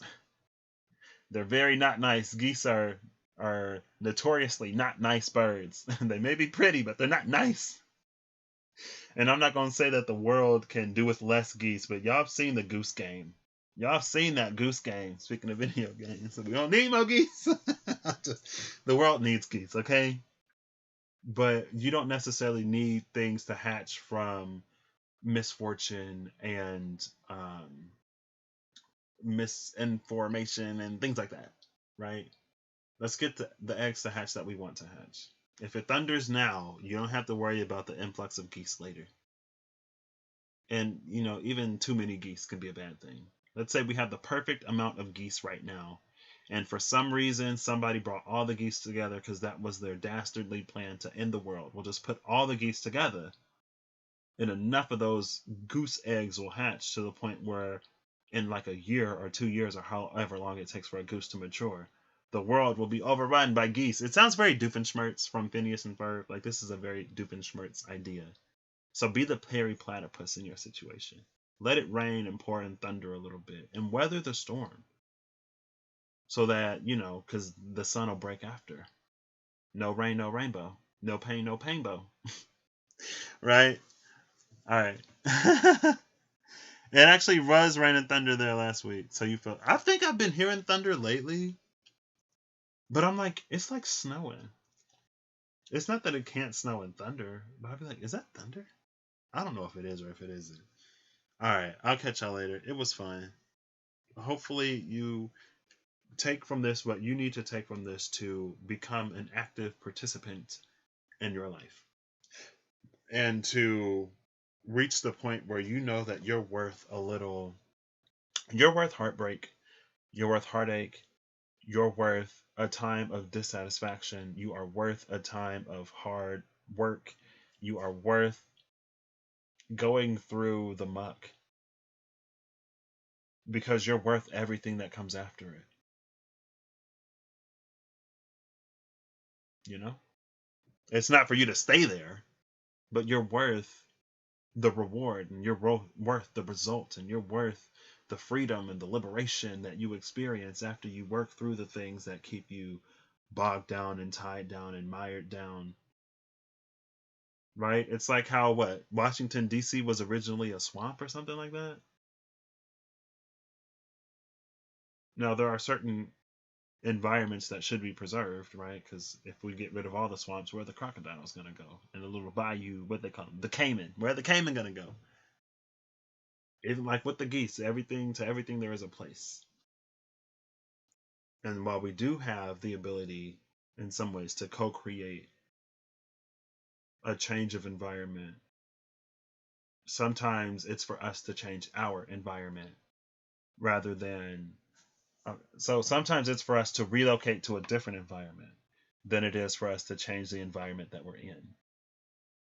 Because what about all the little animals that call that place home, that can only survive in an environment like that? And honestly, it feels like almost a little surge of conscientiousness when and I'm speaking from my own personal perspective, but through the last year of my life, as I've deepened my journey even further because of everything that was necessitated, I felt, of me at the time, I've become a lot more conscientious and a lot more sensitive to things without necessarily trying to. It's just like thoughts that come to me, right?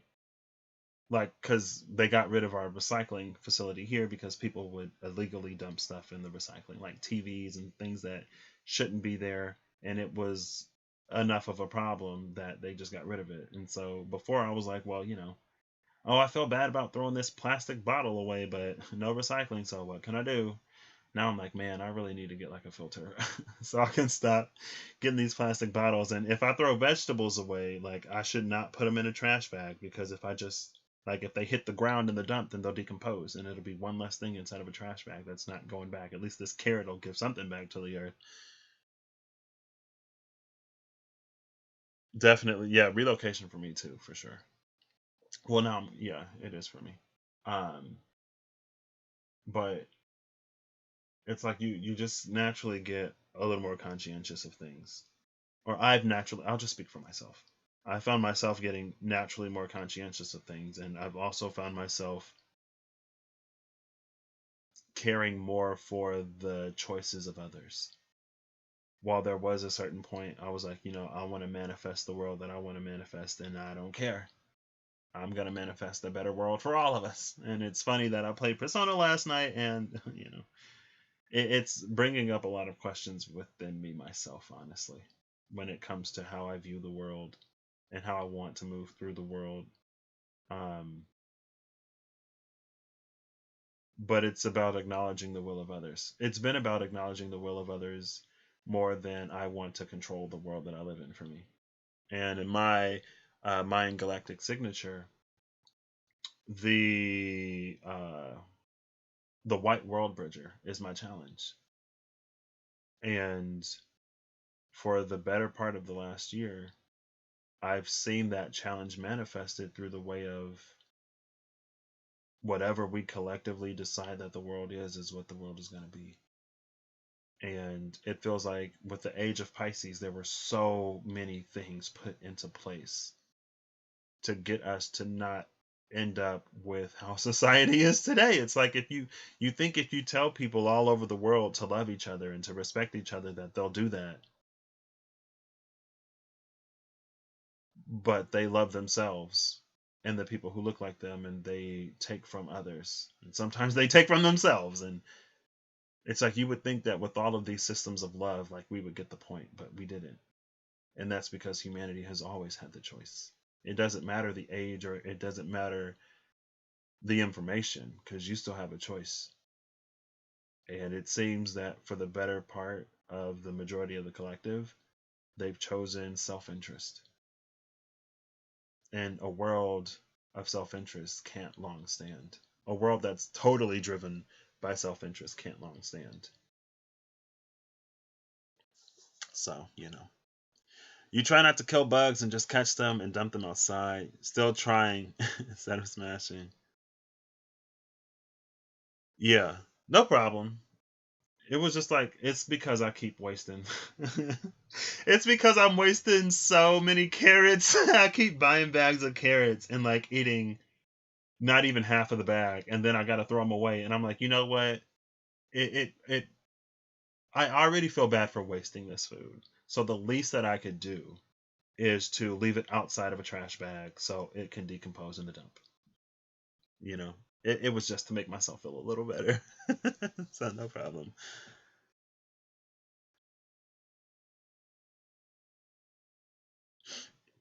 Yeah, I'm not surprised by that.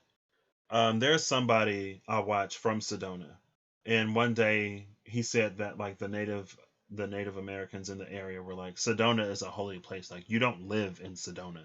Sedona is like a place that you go to. And he was like, oh well, like we live here. Like, this is blah blah blah. And more and more and more people, like somebody else just recently moved to the Sedona area supposedly, and I don't know. I would love to visit Sedona, but I wouldn't make it my home out of the respect for the energy there. But yeah, but that's what we do a lot of times. Actually, well, for the individuals that I've seen in the Sedona area, at least it seems that part of their mission is to give back to the collective. So in that way, it's like they may take from the energy there, but they disperse it throughout the collective in whatever way their mission leads. And so from that perspective, I can see it being a little beneficial. But like he said, it's also to put back and to give back into that energy somehow. So it's like the latest spiritual mecca. It's the latest spiritual trend. People do it and they suck all the energy out of it, and then they do it to the point where there's nothing left. Just like a lot of plant medicines, the consumption of it has gone way up. Just like what sage, the consumption of it has gone way up because it's the latest spiritual trend, and we consume more than the planet can give back, and eventually, and it's all commodification. So the people who can afford it will have it, and it's that. It reminds me of, I watched the ayahuasca documentary a long time ago, like 2 years ago now. Like it feels like longer, but early 2019. Um, and it was like, people from Western society, they come to countries like this and they seek practices like this to escape the thralls of the capitalistic society and world that they build and live in.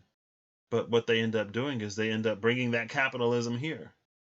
And now plant medicines are commodified to the point where, the people who it's naturally there to support, they may not even be able to afford it. Just like quinoa. Vegans did it with quinoa. And it's like, we're so conscious about everything except our consumption. And if the people who originally had it can't afford it, oh well, they should make more money to be able to afford it. I don't know. Then they come in love and light and namaste. I mean, you're not wrong. And it's like, that's why for me, myself, like, it's not me, first of all. So I'm not going to sit here and try to condemn or talk down to whatever anybody. But like the sage and the plant medicine and the Palo Santo and the incense and the candles and this and the spiritual baths, like the crystals, it's not me. It's not a part of my practice. So I find the things within me. I mean, honestly, for me, if everything is frequency and if everything is a vibration, then I'd rather find those frequencies and vibrations without the stuff. The stuff can get you there, but yeah. So you wanted some frankincense from Queen Cup, yes, but couldn't really afford it. But you knew how high in demand it is and how it's killing off the trees due to premature harvesting. You let it go, and your cousin surprised you with some. Let's go. Also, Queen Cup is ethically sourcing her frankincense now. And they do it. She made sure that she partners up with people who do it in a sustainable way, because frankincense is another one of those that uh, financially, like, first of all, the consumption of frankincense can't compete with the natural production of it. Secondly, it's been commodified, and the communities in which it's grown, apparently, they don't even see a lot of that money. So the community itself, just like where we get our quinoa and everything else, the spiritual people, the communities themselves don't even thrive or don't even benefit from the money, and the people who buy it, as conscious as they are, don't even really care. But at the same time, it's like, is it difficult to know where everything is sourced? Yes. I don't think it's possible to know the minutia of where every single thing comes from. But if you're going to incorporate something into your practice spiritually, then maybe at least look that much up. I don't know. I don't know. That's why you wanted to buy from her. Yeah. Everything I know about frankincense, I know because of Queen Cup. I still haven't watched her. I still haven't watched the things that she put out about stepping into mission and starting with the history of frankincense and things like that.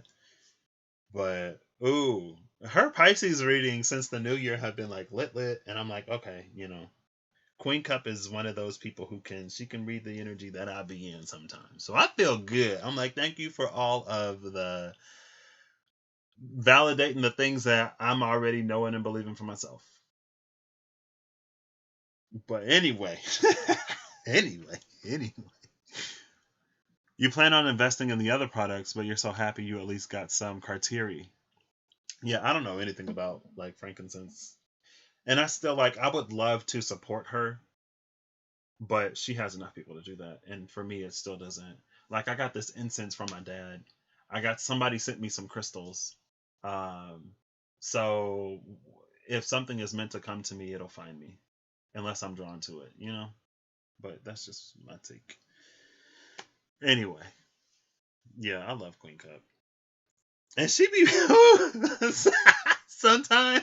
Oh gosh, when she get on some people, sometimes I be like, "Whoo, my goodness, my goodness." But she like, you know what? I'm healing just like everybody else. I could let my shadow out.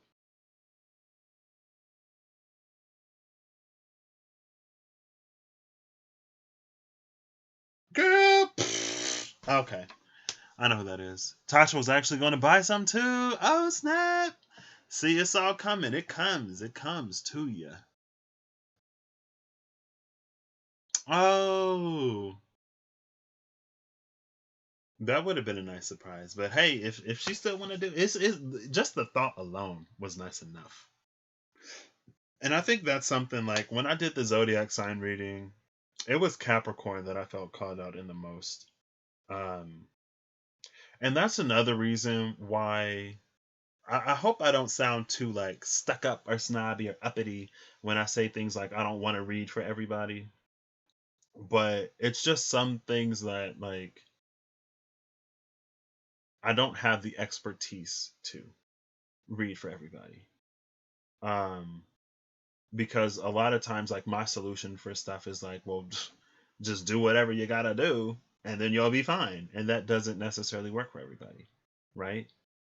I don't think I'm necessarily the best at um resonating, I guess, at where everyone is all the time, and it's not for me to.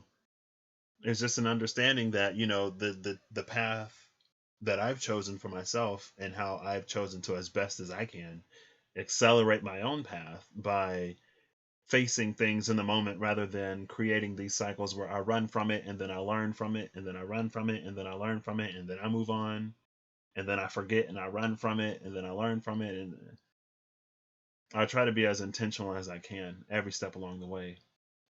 And I've started the project that was placed in my spirit to start, and I'm glad I'm starting with the person that I'm starting with. But it honestly reminds me of my own approach to this journey. It's really heavy.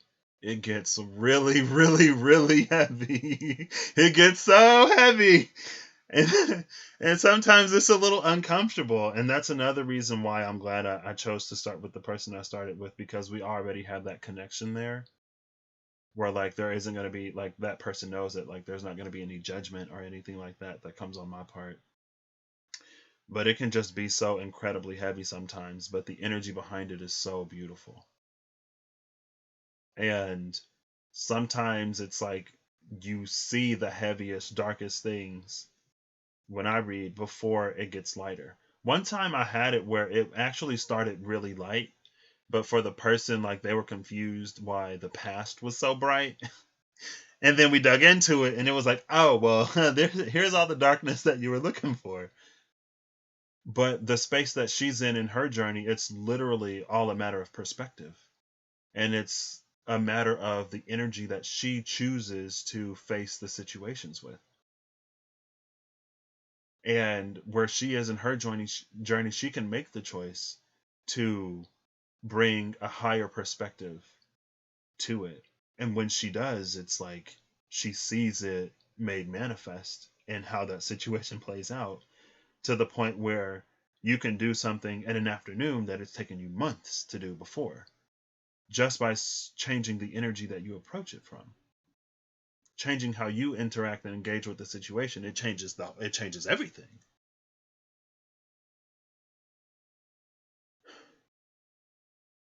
And it's all a matter of where we are on our own journeys and what it is that we're willing to work through, and the challenges that it is that we're willing to step up to and to address.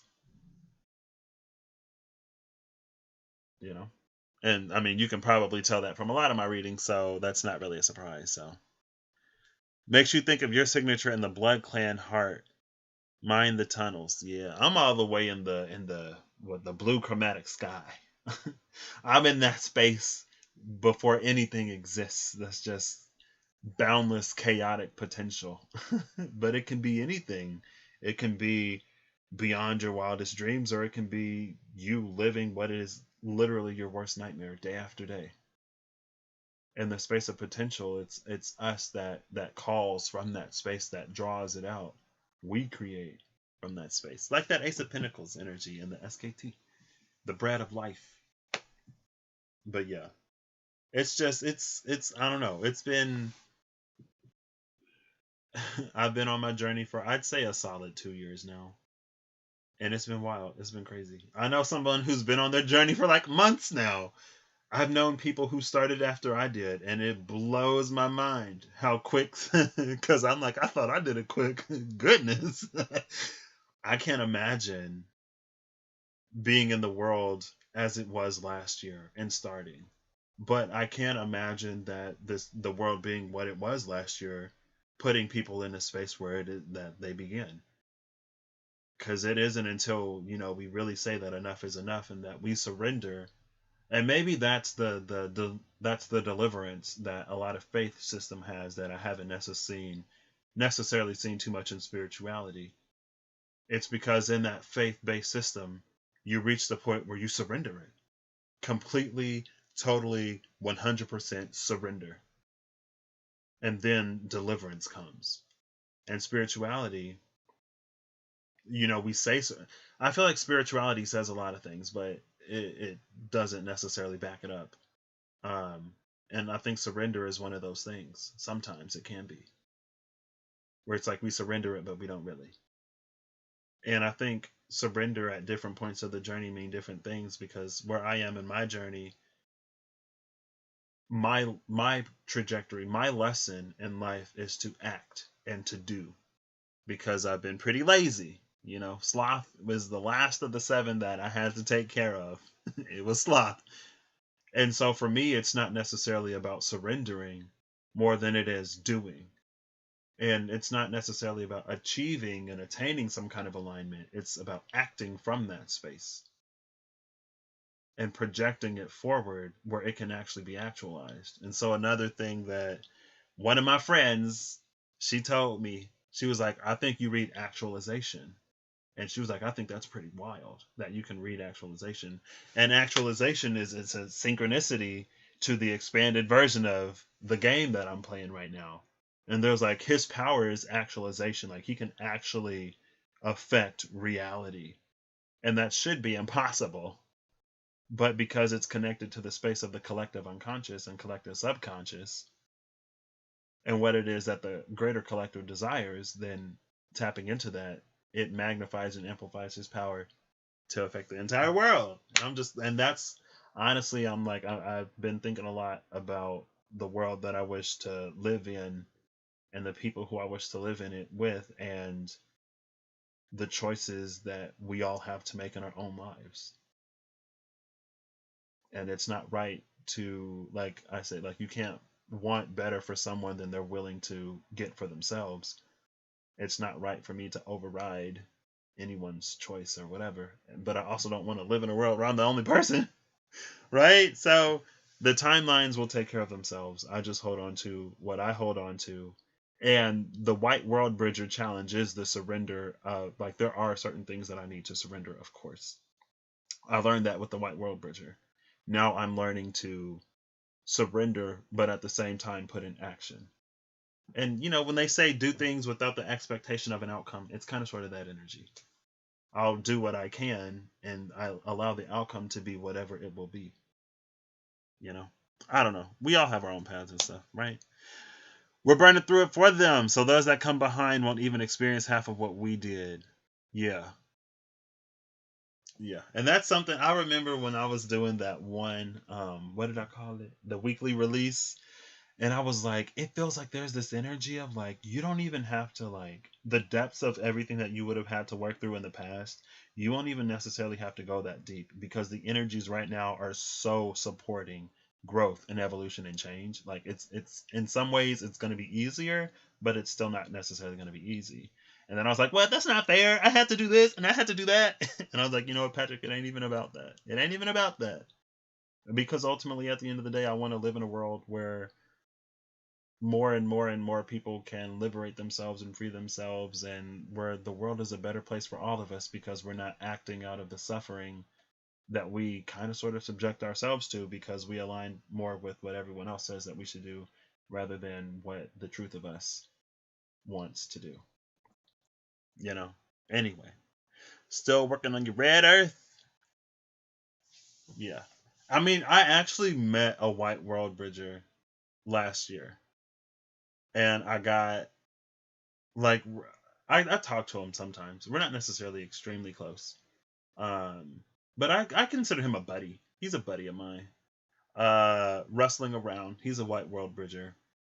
He was actually born in the year of the Blue Lunar Storm, so this is a wave spell return for him. And I was like, oh, I'm born in the year of the Blue Cosmic Storm. And his work helped me reach the point where I released a lot of things. And honestly, it was a little bit of a frustration with mankind and humanity, that spiritually we would be given so much, but we would choose to do so little with it. But I think mankind also has the ability, because it is a creature of duality, because it is a creature of choice, it has a creativity that can bring things to light better than any creator could have necessarily designed it to be. And when I say any creator, of course, I don't mean, you know, the supreme creator, but any creator lesser than that, right? Like, you can be a pretty high creator, high level creator, but humanity can still find a way. And it's a certain ingenuity that, honestly, that ingenuity may be a lot closer to the true nature of the divine that we're created in than anything else. But in learning that, I was like, oh, so maybe things didn't go according to plan, and maybe the age of Pisces could have taught us all to love each other. And if we would have focused more on the love each other message of all of the different systems that have been for the last, however many years. We could be in a better place, but because we're in the space that we're in now, we get to learn a whole set of things that we wouldn't have learned had we never entered this space in the first place. So that's how I learned to begin releasing it. So it was a challenge a little bit, but I was like, you know what? I'll just get over it. It's fine. Oh, yeah. Surprisingly, you just entered the red earth. Number 5, overtone, until next month when it changes to red rhythmic earth. I still got my little cheat sheets, but I've been outside the calendar for so long. Every now and then it would pop up in that. And I think he's really like, his challenge is the yellow solar warrior. And maybe this is something I should like talk to him about. But I think sometimes I can see his struggle with coming out of the collective. Because from my extremely limited understanding of the Mayan calendar, the yellow warrior is the seal of establishing who you are and connection to the divinity outside of the collective connection to divinity. It's like an energy that goes beyond Hierophant energy. And so I think for him, sometimes there's this separation of like, what is your journey specifically and what is the collective journey? And they are connected. It's not that they're completely separate, but within the self, you take it even further. And he's been going on a journey of taking it even further. But I don't know. So I think I will send him a little message. I sent him a dream that I had with him one time, and the way he interpreted the dream was so collective. And I'm like, I think this is more for you as an individual, because what you interfaced with in my dream, it was all about you, you know. And it was weird. I had like 3 dreams. He popped up in 3 dreams. It was a little trilogy of dreams, and I would literally have the dream, wake up, and then he would upload not too long after that. To by the point when I had the last one, I was like, I knew you would upload today because I saw you in a dream last night. But the last dream I saw him in, it felt like the last dream, and I haven't seen him in a dream since. So, you know, that dream space be a little wild sometimes, especially when you start to form like energetic connections with people, or when I start to form connections with people. Because then it's like sometimes I'll dream about their heart spaces, um, which can be interesting, I guess. And it's always been like that for me. It's like, oh, so this is the state of your heart. Okay, well, can't do anything with this. But I guess the series of dreams that I saw him in, only one of them was really related to the heart space. I think the last one was related to his spiritual journey overall. And in that dream, it's like he had invited me to witness the product of his like completed journey, or that completed phase of his journey. And that's why I knew that that would be the last dream I would see him in, because in that dream, everything was complete. In the first dream, he was.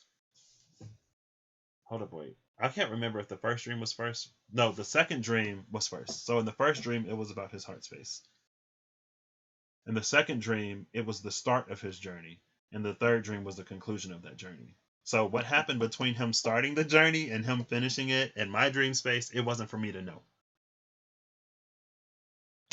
But I did see him start and finish it, interestingly enough. So we entered the White World Bridger Wave spell today. We entered the age of Pisces. Maybe that's why it was so spicy today.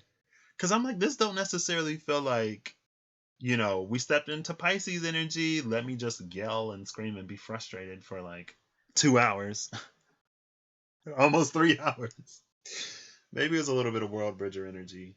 But again, for me, comes that need to allow the journey to be whatever the journey is going to be for whoever is going to be on their journey. So for everybody. because that's what it is. So thank you. But I'm gonna go get me some food now. It was nice chatting with you, Mimi. It's just I don't know, for some, like, and I don't want to manifest this for the world that, I'm living in. So my belief that we will figure it out and get it together outweighs anything. But it does feel like an energy of like, I don't know how long this world will last if we don't work together. And it feels like it's going to be pushing us more and more and more together. So hopefully we get it together before it all falls apart. Um, and we will. Like, no man is an island, spiritually, physically, or otherwise. I guess this is what it's gonna take. And I don't think I don't think I don't think I don't know if when we were all manifesting collective ascension and 5D and Age of Aquarius, I don't know how many of us asked what would have to happen to get us to that point. I think a lot of what would have to happen to get us to that point is happening. Now we have to choose to handle it in a way that really puts us on the map for that. Because, like, how else do you go from, like, how else do you bridge in an energy or a whole, the ending of one complete cycle and the beginning of another? And how long is that period of transit? Some people have said that what the Mayan calendar predicted in 2012 wasn't necessarily the end of the world. It was the end of one era and the beginning of another era. Now, that transitional period between the end of one and the beginning of another one, that's when, you'll get a few different dates of when we'll come out of it, or when the next one will officially start. But I'll say that it doesn't start until we start it. Because, if we look at the age of Pisces objectively, it could have been a lot of amazing things that it wasn't, because we didn't choose that. It's like we have all the tools, we have all the information, but we're not going to utilize it in a way that furthers us along, because, egos come into play, greed comes into play, other things come into play, and then after so long, people just accept things the way that they are, and then you try to operate within the confines of the system, and Aquarius is all about breaking the mold breakers. So yeah, no problem, Mimi. I just continue about my journey, you know. Yeah. Hopefully we see it that way. And I guess we have to do more than see it that way. Because the thing about a blank canvas is that, like, it's almost like when you have a blank canvas but you don't know what you want to paint. Or it's like you have new tools and you don't know how to use them. So it's like, well, you know, I could use these new tools or I could just stick with what I know. And so even when we have blank canvas, we still paint the same things that we've been painting over and over. That's Madarame energy. That's Madarame energy. Creating the same painting over and over and over. Yeah. Okay. So that's what I got.